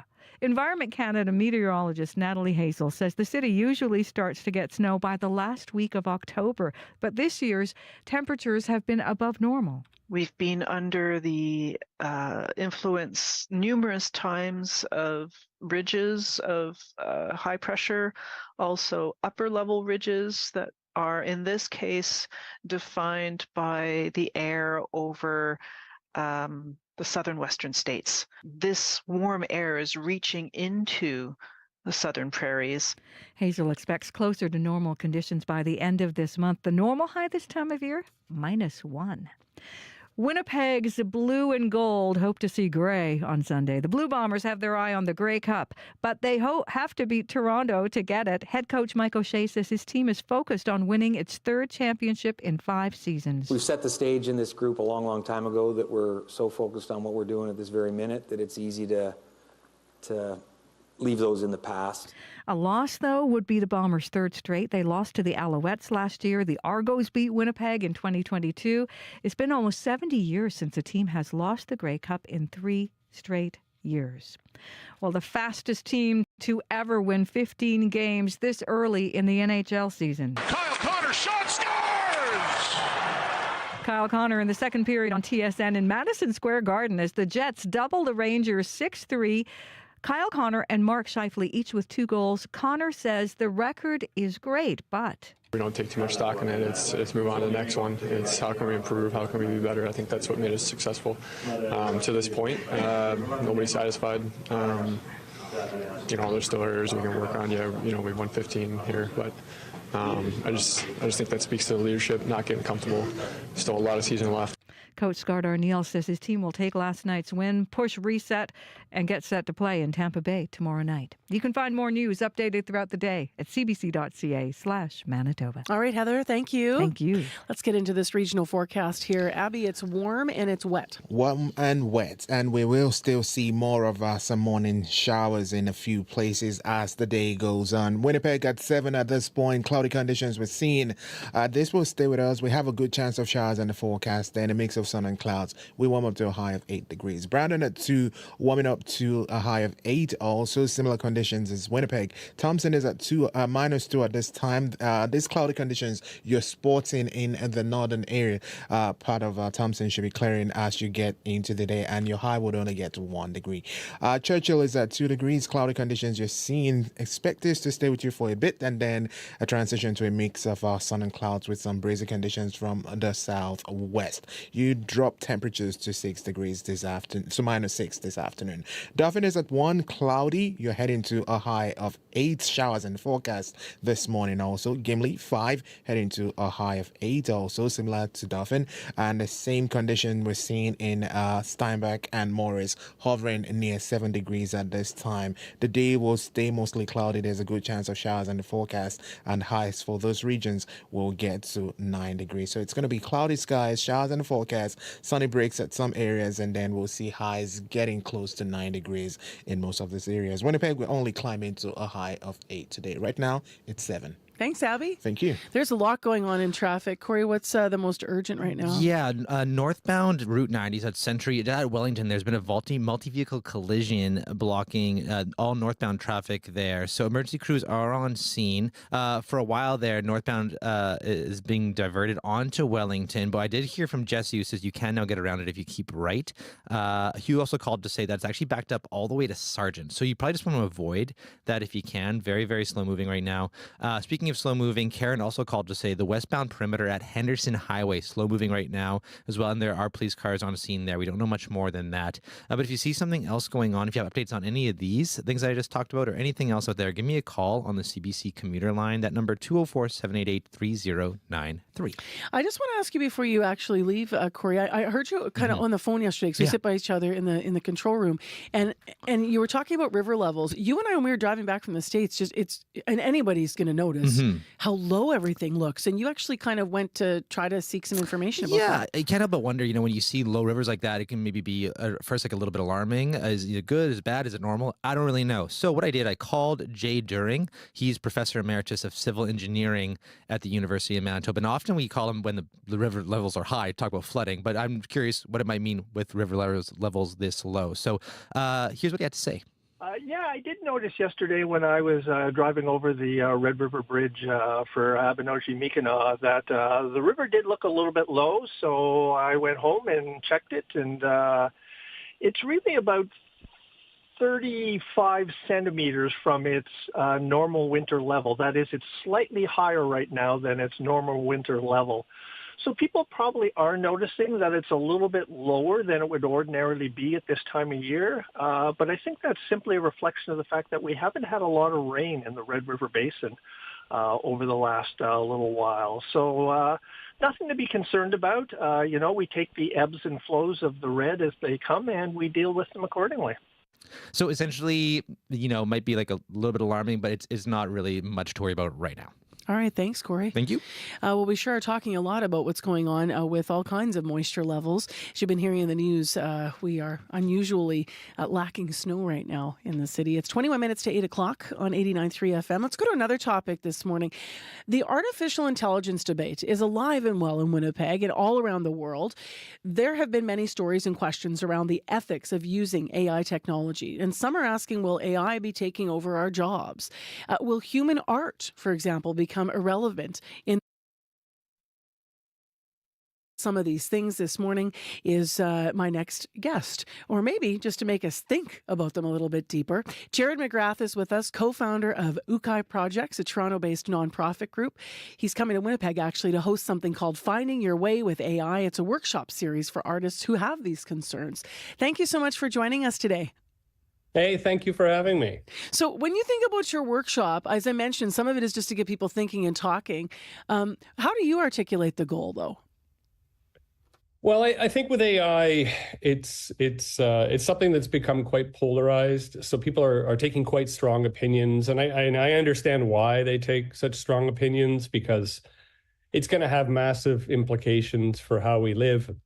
But the problem is often that we find that artists are not engaging with the technology itself. They're sort of choosing one of these two stories that we're being told, that either it's going to save the world or it's going to destroy it.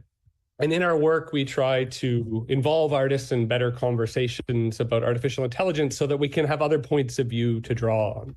Because if we're going to figure out a way to live in a world where AI is everywhere, we're going to need the artists involved in those conversations. What do you do with the fear? I'm just curious, right? Because right away you're going to have people that sit down and say, there is no good side to this. I'm just afraid, and you can plug in a name and you can write a song. Then what happens to art, for example, right?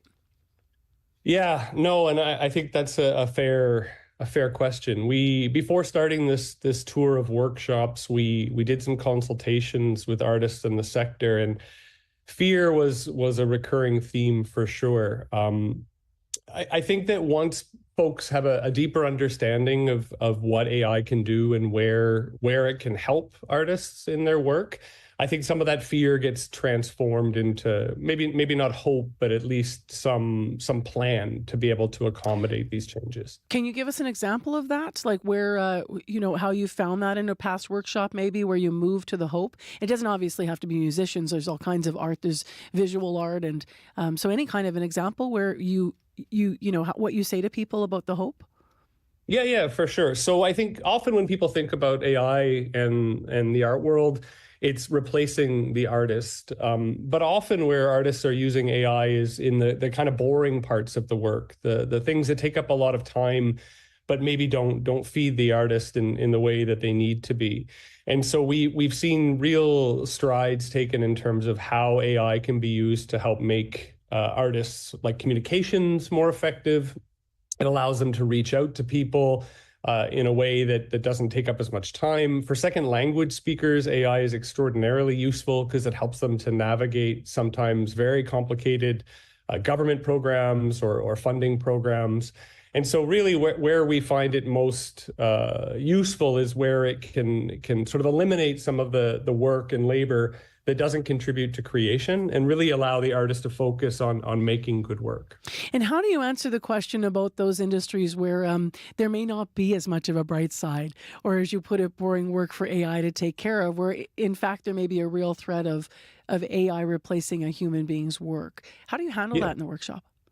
Sorry. Yeah, no, I think that's kind of builds on the first thing I asked. It builds on the first thing I asked you, but where are you already seeing it happening? It's maybe a better question. Yeah, no, I think they're both we see it obviously happening with illustrators. So AI can be used to create images. It can create text. It can create code. It's starting to be able to create video, and it does it in seconds. And so a lot of folks are seeing work that used to be sort of gig work or contract work disappear. And in many cases, people show up to these workshops, and really what we're doing them is equipping them to go out and fight. We don't take a particular position on AI in the arts. We just believe that artists need to be involved in these conversations. And so if folks come out of our workshops equipped to better sort of resist and fight for their rights as creators, then that's a win as well. But we need a sort of more nuanced conversation about what the implications of AI in the creative fields is going to be. Because the sort of two stories, they don't support enough of the lived experiences of people that we work with in this. This may be a stereotype, so I want to be careful with how I word this. But I'm curious whether or not there's a gap in terms of who is more welcoming of AI and understanding the ways it could supplement their work, and who is more nervous about it. And I wonder whether or not there is a difference in terms of generationally who might be. Obviously, younger generations grew up with all kinds of different tech, and you may have older artists who are more worried. Does that play out in your workshops or not? I don't want to be ageist. No, and I think you're right. Like, I think there's two patterns. One is definitely age related. We hear a lot from more established artists, at least, that like intellectual property, copyright, these are concerns that they have. Like they're really concerned about their work being used to train these models without any of the benefit accruing to them. For younger people, the worry tends to be more about like being replaced and not being able to catch up. And so wanting to learn the tools so that they're not at a disadvantage relative to other people competing for fairly scarce jobs within the sector. We also see a gap around folks that have traditionally been on the outside of these benefits. So often, like when new technologies are introduced, the benefits tend to accrue to like big companies and large institutions. And so folks that maybe feel like they're on outside of that, so equity deserving or women in many cases as well, have been much more skeptical of AI and its benefits. And we see that mirrored in our workshops as well. Thank you very much for being with us this morning and highlighting what you're going to be talking about in the workshops. Appreciate having you with us via Zoom. Thank you very much. That is Gerald McGrath from Ukai Projects, hosting a series of workshops, as we said, in Winnipeg and all across Canada, in fact. They're around finding your way with AI. So the Winnipeg workshops specifically are happening on November 20th to the 22nd at Video Pool. That's at 100 Arthur Street in the Exchange. And you can find more information all about it and get tickets as well at eventbrite.ca. We carry a world of information in our pockets because we want to know. Breaking news that shapes our world. Staying on top of stories around the globe. And connected close to home. It's news you can trust.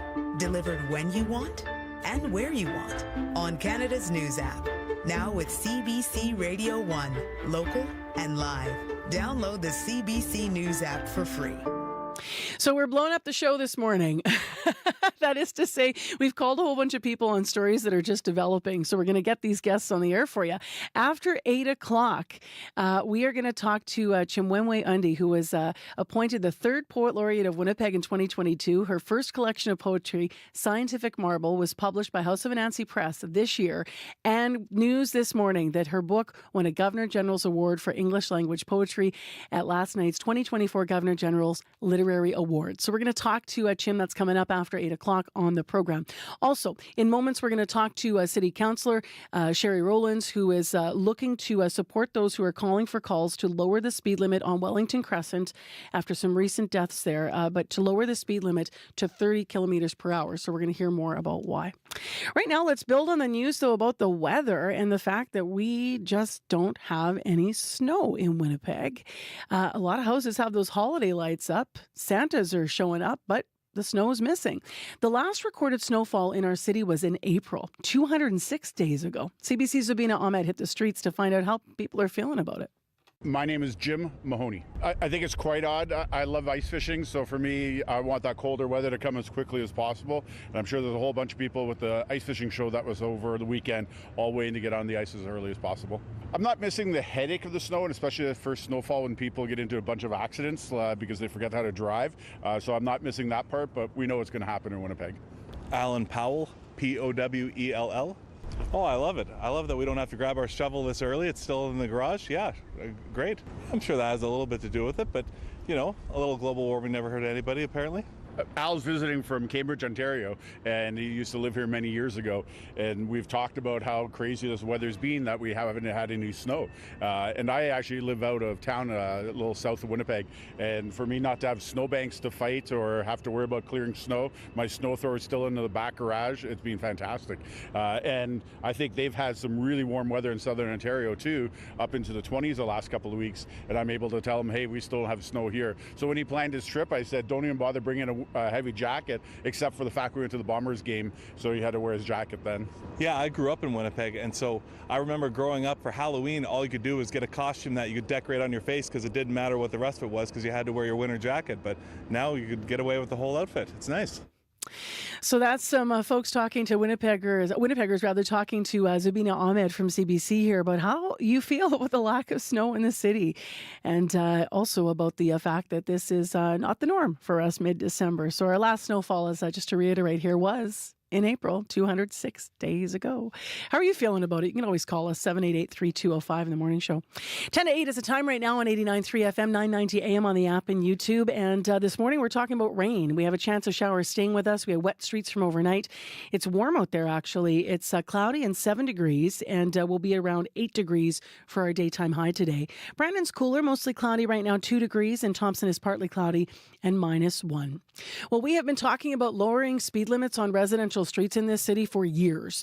And most recently, that discussion has centered around Wellington Crescent in Winnipeg, where there was recently 2 fatalities, one of them involving a cyclist that brought out a lot of people to advocate for lowering speed limits yet again.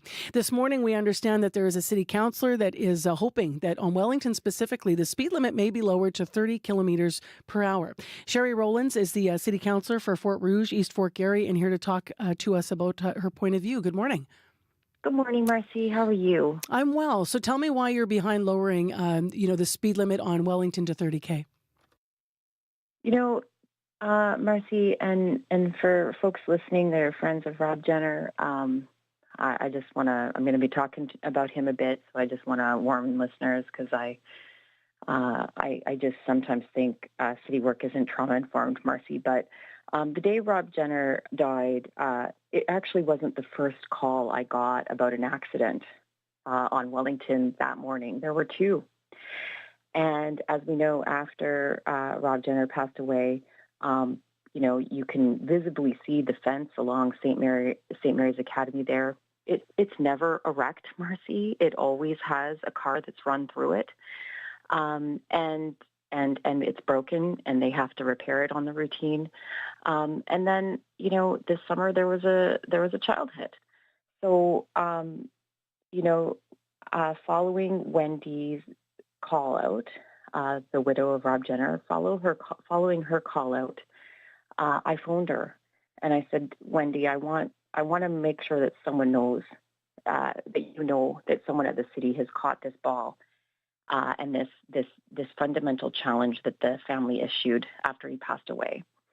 So at that time, I agreed to work with her, work with the bike community on a motion to reduce the speed. Can I ask you something that I don't mean to sound insensitive about at all, but I mean, there's facts around Rob Jenner's death. I mean, he obviously was devastating in June, 61 years old, hit by a car. That car was traveling, though, at speeds, that were near 160 kilometers per hour. So effectively, a lower speed limit from 50, where it is now, to 30 would probably not have affected what happened in that case, some could argue. So absolutely. Yeah. 160, that will kill absolutely.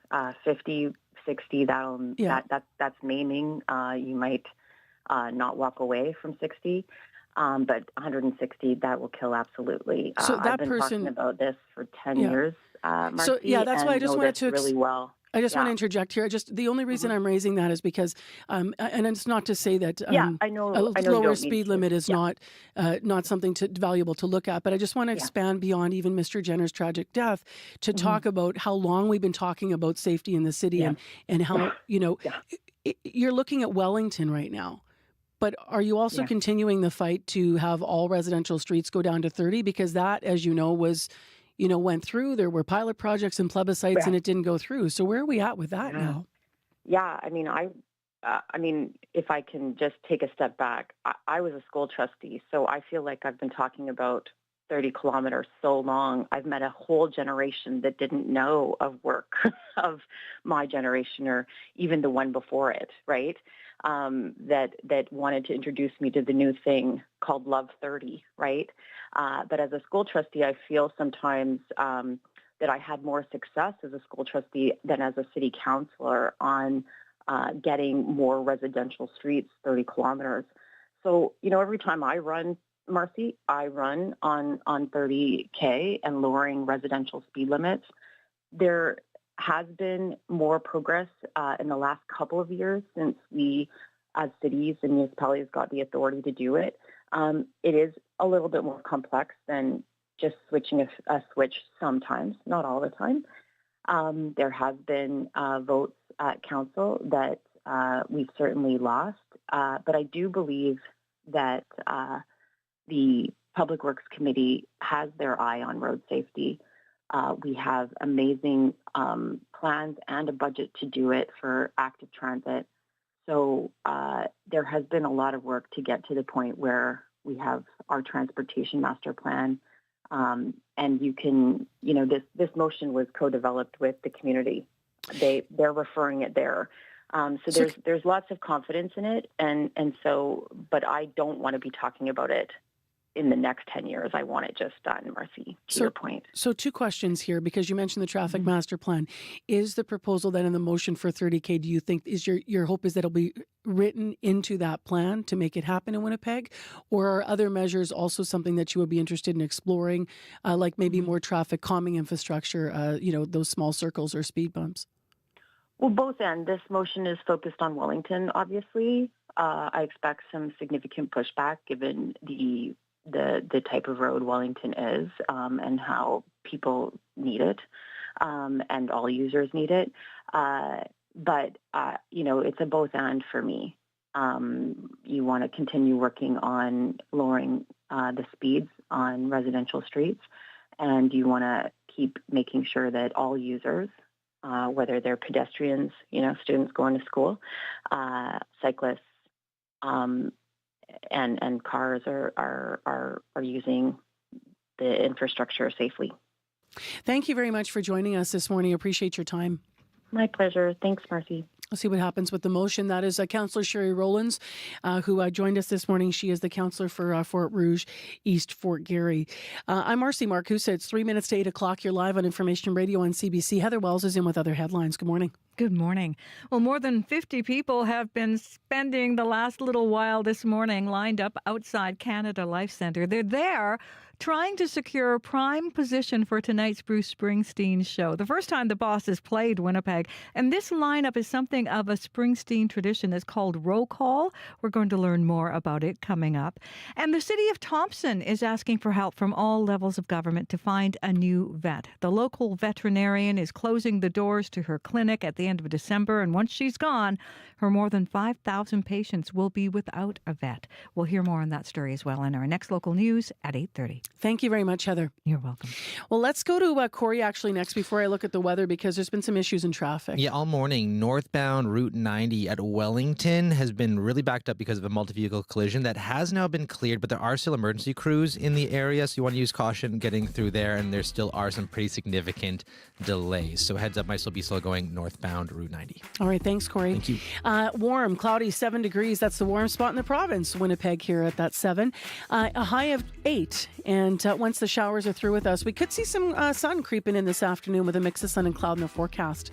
788-3093, just to reiterate, if you see any of those traffic issues Corey was mentioning change, please update us on the commuter line. Well, coming up, some celebration after 8 o'clock. We are going to hear from Chim Undy, who was won a Governor General's Literary Award last night. She, of course, a Winnipegger, and was previously the Poet Laureate of our city in 2022. So we'll hear more about the excitement and the work. Plus, after 8 o'clock, if you're a fan of the Weaker Thans, you might enjoy the opportunity to hear some of their most well-known lyrics set to new music. This is one of those City of Song events in Winnipeg that's coming up at the West End Cultural Centre this weekend. And we have a feature interview coming up with frontman John Sampson Fellows, who is going to be joining us in studio, along with Lisa Rumpel, who's the artist who's taken over creating some of the tunes. Stay with us.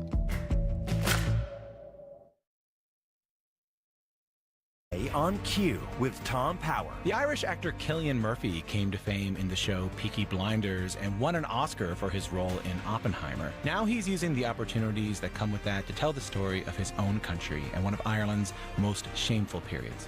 You want to get on in this life, there are things you have to ignore.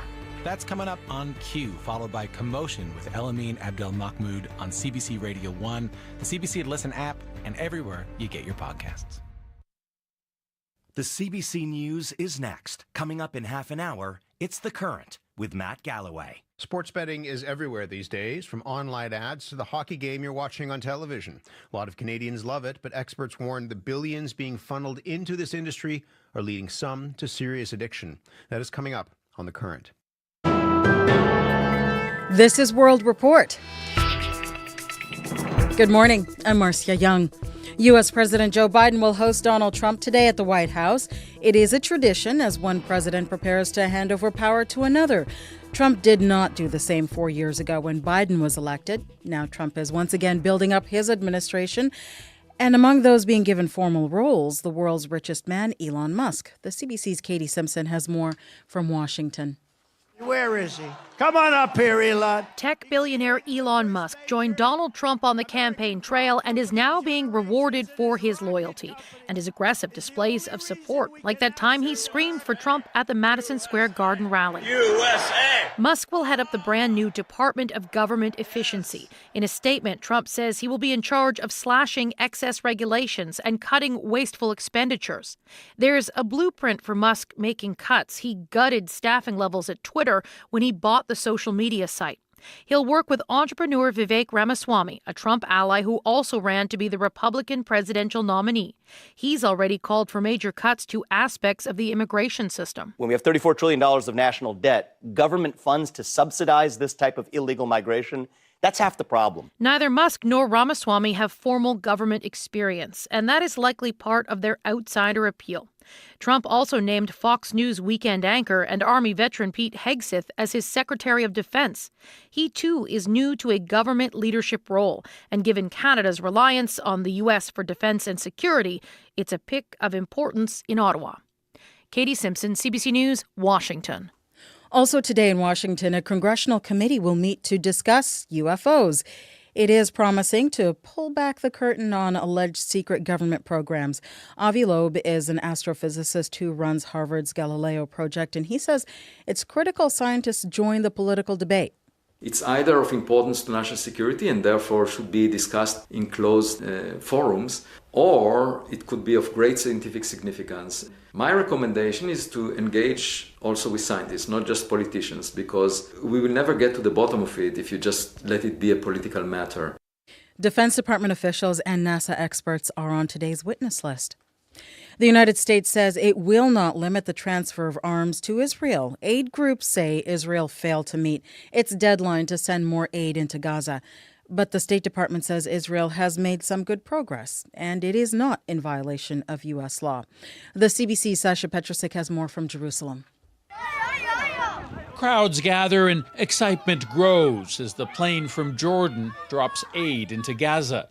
It's not enough, and neither are the few trucks allowed in by Israeli forces, say aid groups and UN agencies like its Food and Agricultural Organization. Emergency Director Reen Polson. Men, women, boys and girls are effectively starving as the conflict rages. Washington puts the minimum need in Gaza at 350 truckloads of food and medical supplies per day. Israel says the number getting in is 76. Last month, the U.S. warned Israel to increase deliveries or face a reduction in the weapons it supplies to Israel's war effort.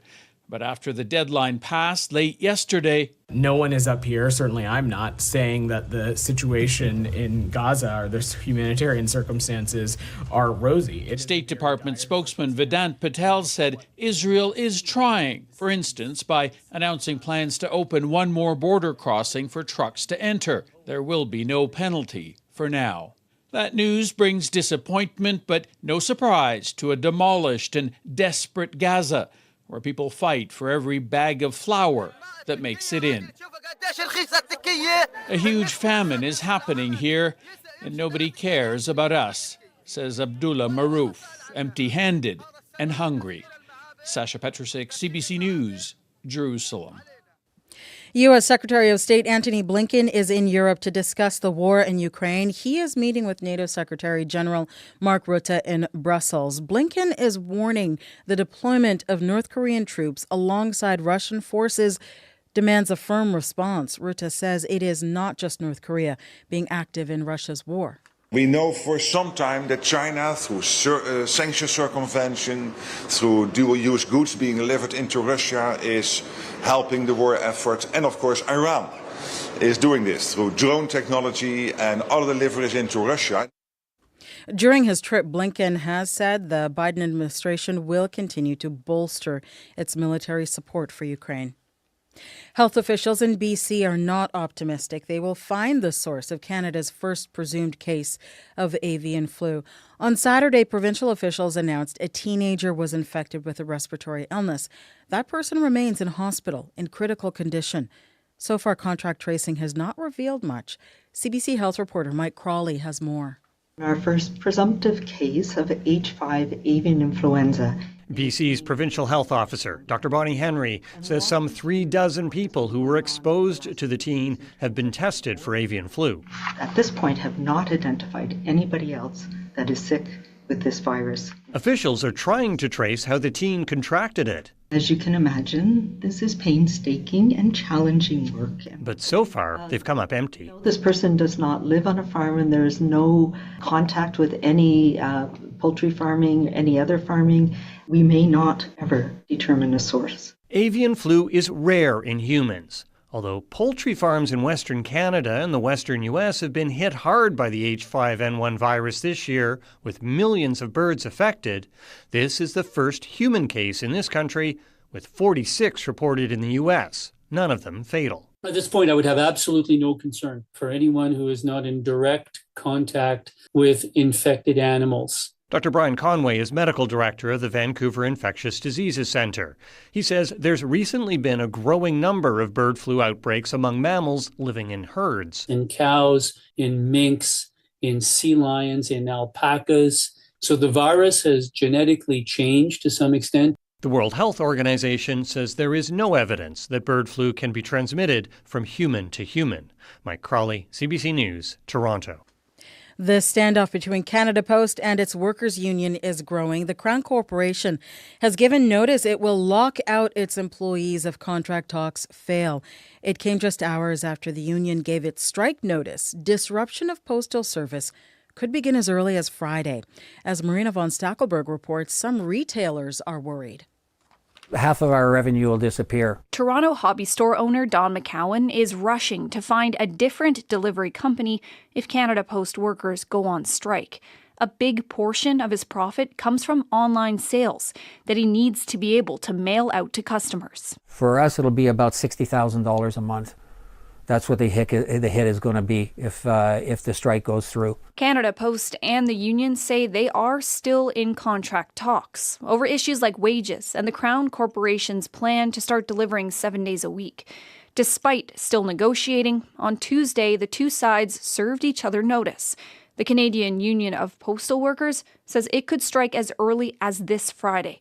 The company says it's ready to lock them out. The union has said that we're far apart, and that's a fair assessment. John Hamilton speaks for Canada Post. If they go to rotating strikes, we're going to continue to operate with our employees who are at work, but there may be delays and things like that, but we want to maintain service to Canadians. The union says despite the strike notice, it has not decided yet when it would start labor action or what it would look like. Jan Simpson is the union's president. Well, there's different ways that we could do work action, so we haven't discussed that yet and decided what we will be doing. Still, just the threat of a strike is having an effect. Canada Post's parcel volume plummeted by nearly a third last week as customers worried about the looming labor dispute switched delivery companies. Marina von Stackelberg, CBC News, Ottawa.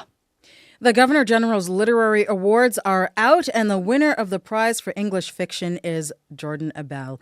The Niska writer's book is called Empty Spaces. It is a reimagining of the classic The Last of the Mohicans. Abel told CBC Radio's The Next Chapter why he had some issues with the original. It's got all of these really frustrating and difficult settler fantasies. One of the things that book, is predicated on is the myth of the vanishing Indian, where the noble, Indian is dying out and gifting this land to the settlers, which of course is not true. The Governor General's Literary Awards are given to outstanding works published in Canada. There are 7 categories. Each one of those 7 categories has an English language and a French language winner. That is the latest national and international news from World Report News Anytime, cbcnews.ca. I'm Marcia Young.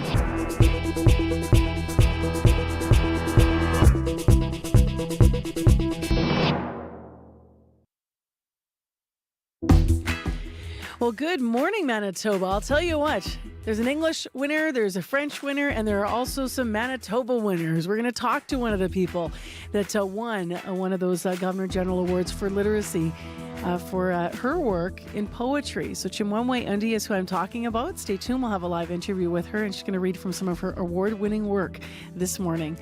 I'm Marcy Marcusa, as mentioned. You are with CBC's Information Radio, 89.3 FM, 990 AM on the app and YouTube. So also ahead in this half hour on the show, Sing Me a Song You've Never Heard Before. It's the name of a show featuring 8 Winnipeg artists, and it is happening this weekend at the West End Cultural Centre. If you are a fan of the Weaker Thans, you want to be listening this half hour. You might enjoy the opportunity to hear some of their most well-known lyrics set to new music. That's what's going to happen at the event. But this half hour, a feature interview with frontman John Sampson Fellows. Stay with us.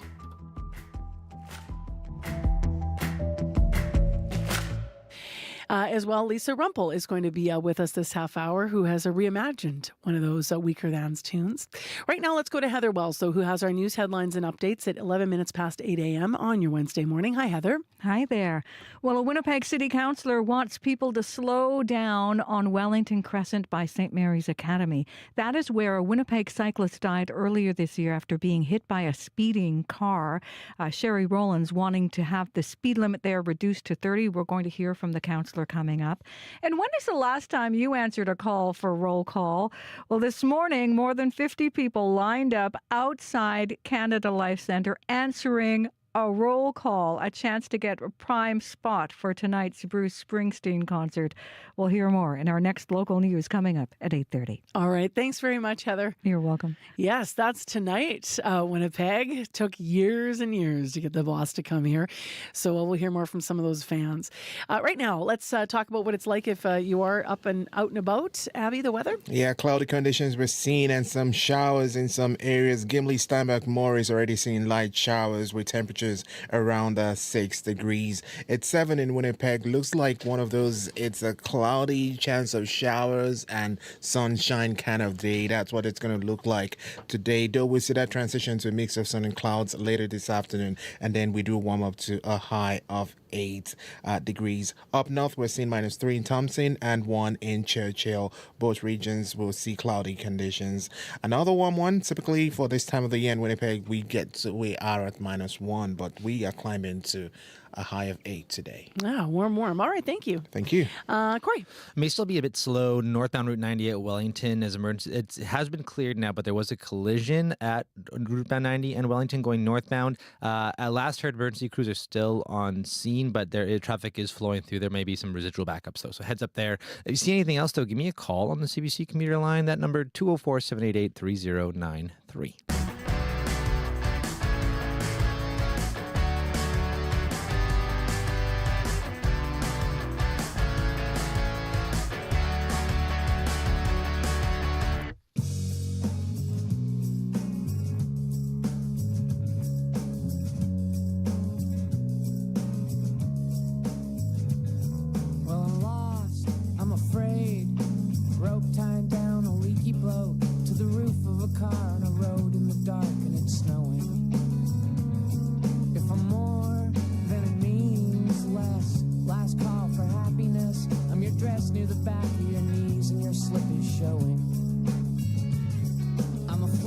You recognize that voice likely. You might be grooving along this morning. That's John Sampson Fellows, a.k.a. John K. Sampson, fronting the Weaker Thans in the tune Reconstruction Site. He's actually in studio right now. We're going to talk about an event that is all based around reconstructing song lyrics that you might recognize that are set to new music. Sing Me a Song You've Never Heard Before is the name of a show coming up this Saturday at the West End Cultural Center. It's a collaborative concert. It's going to showcase brand new compositions made up of the music and the poetry of 8 local artists. So they've been working on this for a while. So Lisa Rumpel is one of those artists, a Winnipeg-based pianist who's going to perform some of the tunes. And Lisa's here. Hi, Lisa. Hey there. And as I mentioned, John's here too. How are you? I'm well. Thanks, Marcy. It's wonderful to see you. It's great to see you. It's been a while. So how did this idea develop? It sounds so interesting. Yeah, it's fascinating. Lisa sort of approached me with the idea. This is a project I've had in mind for quite a while because I've loved John's music for a long time. And when I saw the City of Song initiative come up this year, it was sort of poised to me as like, is there a project you've always wanted to do but you didn't have the money to do it? And I was like, yeah, I want to make art songs or classical voice and piano songs out of lyrics from a Weaker Than song. So. What a smart idea. So City of Song, of course, is our celebration in our community of 150, all these super awesome creative projects. So I mentioned 8 artists, and I understand there was, to get this rolling, you guys went through something you're calling Too Far to Walk, which is a song cycle. So Too Far to Walk is the 4-song cycle that Karen Sunabaka has written based on lyrics by John. And there are, a series of other artists and other compositions also happening during this show. John will hate you talking about this because he won't. I know you're going to like blush and go, oh, don't talk about me. But tell me why Weaker Than's music. What's the love about there? Well, it's sort of a two-pronged answer. One is that when I studied art song in Austria in 2017, I heard some songs that I had heard many times before, but the poems were set by different composers. So, for example, like Die Weihnacht is a song that really everyone knows by Brahms, but Schubert said it too. They're all so different, but also the same. And so, but you get a different sense of the character and of the emotional content based on who is the composer. So, a really brilliant person who founded the Schubert Institute where I was studying said that a composition is always filtered through 3 lenses. So there's the poet, the composer, and then the performer. So the words always come first. And I just thought that was a really beautiful idea. And so then the second part of that answer is that listening to John's songs, or Weaker Than songs, I've always just really connected to them. There's been many times where I've just felt like, wow, he's really speaking to my experience. Like I can... Which is what good music does, right? Yeah. We're like, oh, they wrote this for me. Yeah, in totally. my car, or my kitchen, or wherever. Yeah, like I've been there. I've felt this.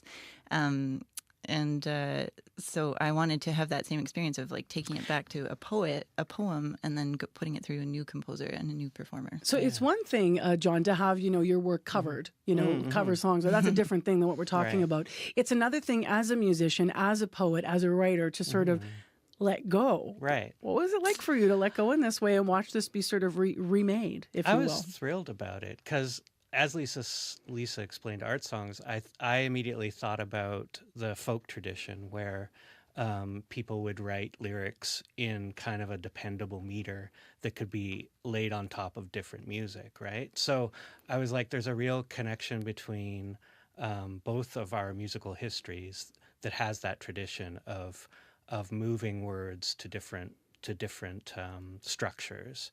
And then we were both, we met and talked about who might be the composer. And so that was really fun too, because I immediately thought of my friend Karen Sunabaka, who I was in a children's choir with in the 1980s. So God. I was, and she's a wonderful composer now.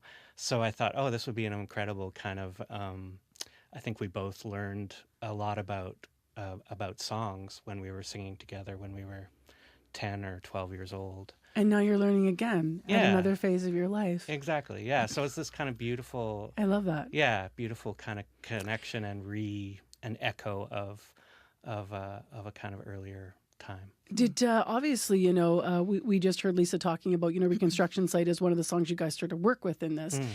Did you have any say in which songs that would be chosen? Yeah, John? absolutely. So Lisa and I went back and forth quite a bit, actually, for a while, trying to decide which songs. There was a long list. There was a long, yeah. So you settled on 3, is that right? That we're really featuring 4. So okay. I did write one new kind of poem for this.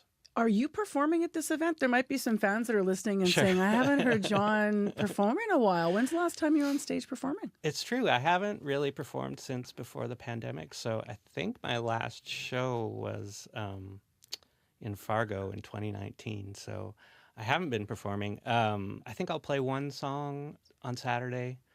I won't probe too much, but I just wonder, is it, 5 years is a long time. Mm-hmm.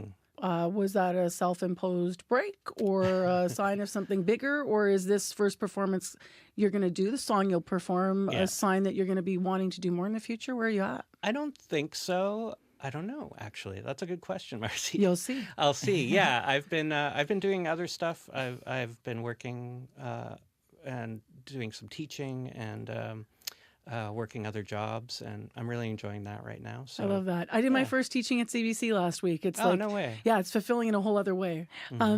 After everybody goes and hears these tunes, because this is a debut of the music, right, at the show, will they live anywhere so people can hear them again? Probably not yet. Not yet. Not yet. But I think Lisa and I were just talking about how she should do a whole program of songs from other songwriters in Winnipeg, and so I think that's the future. Do you like any of the new versions better than the original? I've only heard them a couple times. Yeah, sure. I like No, I don't. They're just different. They're very different. Yeah. And it's kind of, I think it's a beautiful kind of transformation. It sounds really, really cool. Thank you both for being here and sharing with us, the work that's gone into this and setting up the debut for us. Appreciate it. Thank you. Thanks so much. So that's John Sampson Fellows and Lisa Rumpel. They're part of Sing Me a Song You've Never Heard Before. This is all part of Winnipeg 150 City of Song, and there's a series of wonderful events. This one Saturday night at the West End Cultural Centre. You can check out the West End's website for more details and for tickets. And I just did that, and there's still some available. Just a special note as well that we are trying to get a hold of that Reimagine Weaker Thans tune, or maybe even more than one of them, to play for you on the show on Monday. So we're still going to see if we can get that, because these reimagined tunes will be debuted on Saturday night. And as you heard, they're still figuring out if they're going to live somewhere more permanently. Some of the other artists, as mentioned, Karen Sunabaka, the composer, Aaron Hutton, as well as Don Bruch, Chimwemwe Undi, Nathan Cron, and Teresa Thorin. Speaking of Chimwemwe, we're going to talk to her in a moment about something else that has made news about her this morning. Hi, I'm Matea Roach, and I have a new show on CBC. It's called Bookends. Every week, authors from Canada and around the world will join me to discuss their latest books. We'll have best-selling authors and rising stars. Our conversations will be smart and surprising, because when the book ends, the conversation begins. Bookends with Matea Roach premieres Sunday afternoon at 1:30 in Newfoundland, 3 Pacific, and on demand on CBC Listen or wherever you get your podcasts. 8:23 a.m. is the time right now. You're on CBC. I'm Marcy Marcusa with our team here at the show. Thanks for joining us. Coming up at 8:30, we have your next local news. We're going to hear more about how excited Springsteen fans are that the boss is finally making his way for a show to Winnipeg tonight. Right now, though, as I alluded to, Winnipeg's former poet laureate, Chimwemwe Undi, is now a Governor General Literary Award winner. Just this morning, it was announced that her book, Scientific Marvel, won the poetry category, which comes with a $25,000 prize. And Chimwemwe is joining us via Zoom Live. Hi there. Hi, good morning. I'm excited for you. What are you feeling? I'm over the moon. Yeah, it's a huge accomplishment for the book and for everybody who worked on it, including me. I'm really just thrilled. Where were you when you got the news, or how did you, how and when did you find out? So the shortlist they send by email, but the winner they call on the phone, and I was here in my office, as I tend to be, I guess. And I was on a Teams call that I had to figure out how to mute hurriedly, and I'm sure made a lot of noise. I'm over the moon. Because you're not busy enough, because you're a lawyer, just so people know as well. This work itself, and I know you've been gracious enough to be on with us live here. We just called you this morning and you agreed, and you've even got a passage to read for us. But tell us about, Scientific Marvel, and as you were creating it, what it meant to you and what you hope it means to people who read the poetry. Yeah, so this collection kind of grapples with questions about what it means to live in a city like Winnipeg, to call this city home, to call any city home, to call this nation home, what family homes mean. And it's my first collection, so I always say it feels like I've been writing it for my whole life. It's meant so much to me, even before the shortlist and the award, how many people have told me that they connect to the work in this book and feel seen by the stories and the questions that are asked in this book. And I hope that it does that for people, that it's a book that they can see themselves in or see their neighbors in, that can be comforting and or open the world to them a little bit. The stories and the questions that are asked in the book, can you give us an example of a question that's asked? I am really interested in the question of what we owe each other as people living in a community together. I'm interested in questions of what kind of lies we are telling to ourselves about our history, about our future, about the present world that we live in. What I love so much about poetry is that it forces me to pay close attention to the world, because of the work of a poet, I think, is to watch the world around us and to be curious about it. And those are some of the questions that I kind of work on and think through in these poems. What are you going to read from for us this morning, Chimwemwe? It's a poem called In Defense of the Winnipeg Poem. There's a series of poems in the collection that are titled Winnipeg Poem and that kind of make fun of or consider some tropes that appear in Winnipeg poems and in other kind of Winnipeg media, including John Kay's work, which I love, obviously. And anyway, this poem is called In Defense of the Winnipeg Poem. It is bigger than its targets and still small, and there is nothing to do and so much to be done. And here, at the center of a bad invention, it is, in fact, pretty cold. Thanks. Nicely done. Nicely chosen for this morning as well. How do you hope people feel? You said that people already, respond to the work and you feel good when they connect over the work and feel seen, is what you said. How do you hope overall people leave when they put the book down, how they might feel about themselves as Winnipeggers, given that obviously that exploration is so central? Do you think people will, beyond feeling seen, will it spark conversation with others, with friends and neighbors? Is that a hope? Or will it maybe just leave one sitting with a feeling, whatever that feeling might be for them personally? I do hope that it sparks conversations. A lot of these poems come out of conversations that I've had person to person with people in my community and people who are a lot smarter than me and who are thinking about these questions. And then also in sort of a broader kind of thinking conversation that I've had by reading work by people who think about Winnipeg, like Owen Taves in his book Stolen City, or Nigan Sinclair, who has been writing op-eds for the Winnipeg Free Press for a long time, and of course also won the Governor General's Award this morning for his book Winnipeg. And I think, I hope that people are left, people from Winnipeg specifically, I hope that they're left with a feeling and understanding that I really love this city I'm very proud to be a Winnipegger. I think that there's a lot going for the city, and that for me, love and criticism.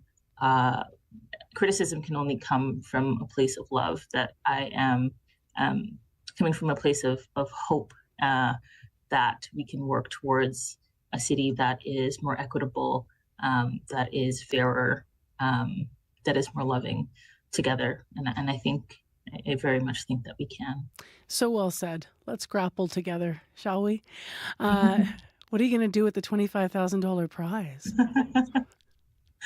I have a couple of ideas. I'd like to buy a piece of art as sort of an emblem of this time. And then for at least 3 years, my family immigrated here when I was 13, and I haven't been back to Southern Africa since we came over. And I'd really love to visit and to take my husband. And I'm hoping to use the money to go to another home of mine, that home. Congratulations again. Thanks so much for being with us on CBC and sharing so much with us all about how you're feeling about this. Appreciate it. Thank you. Thank you for having me. That's Chimwemwe Undi. Now, a Governor General Literary Award winner was announced this morning. Another Manitoban, as we alluded to there, Negon Sinclair, also won nonfiction category for his book, Winnipeg, Visions of Canada, from an Indigenous Centre.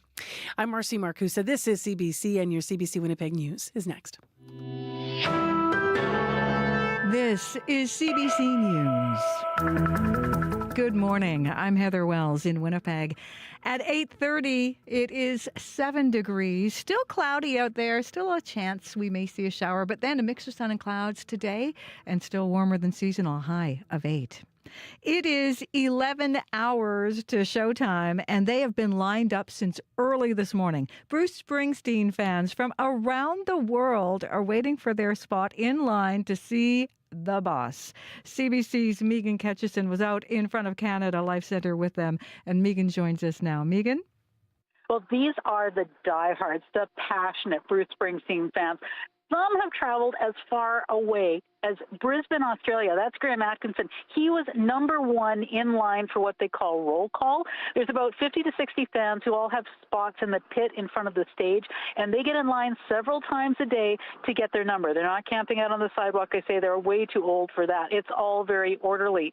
Now, shortly before 8, they went inside to get their official wristbands for tonight's show. Now, I met up with Stu Reed from right here in Winnipeg, and he's seeing his idol play his hometown for the very first time. It is. I've been waiting 46 years for this date. This will be my 45th show. But you say that to a Winnipegger and it's like, oh, I can't believe it. You say it to these people here who've been traveling around and have gone all over the world to see him.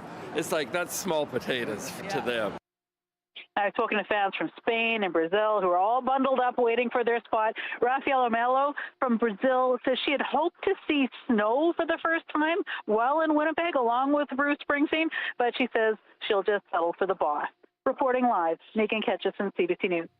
Thanks so much, Megan.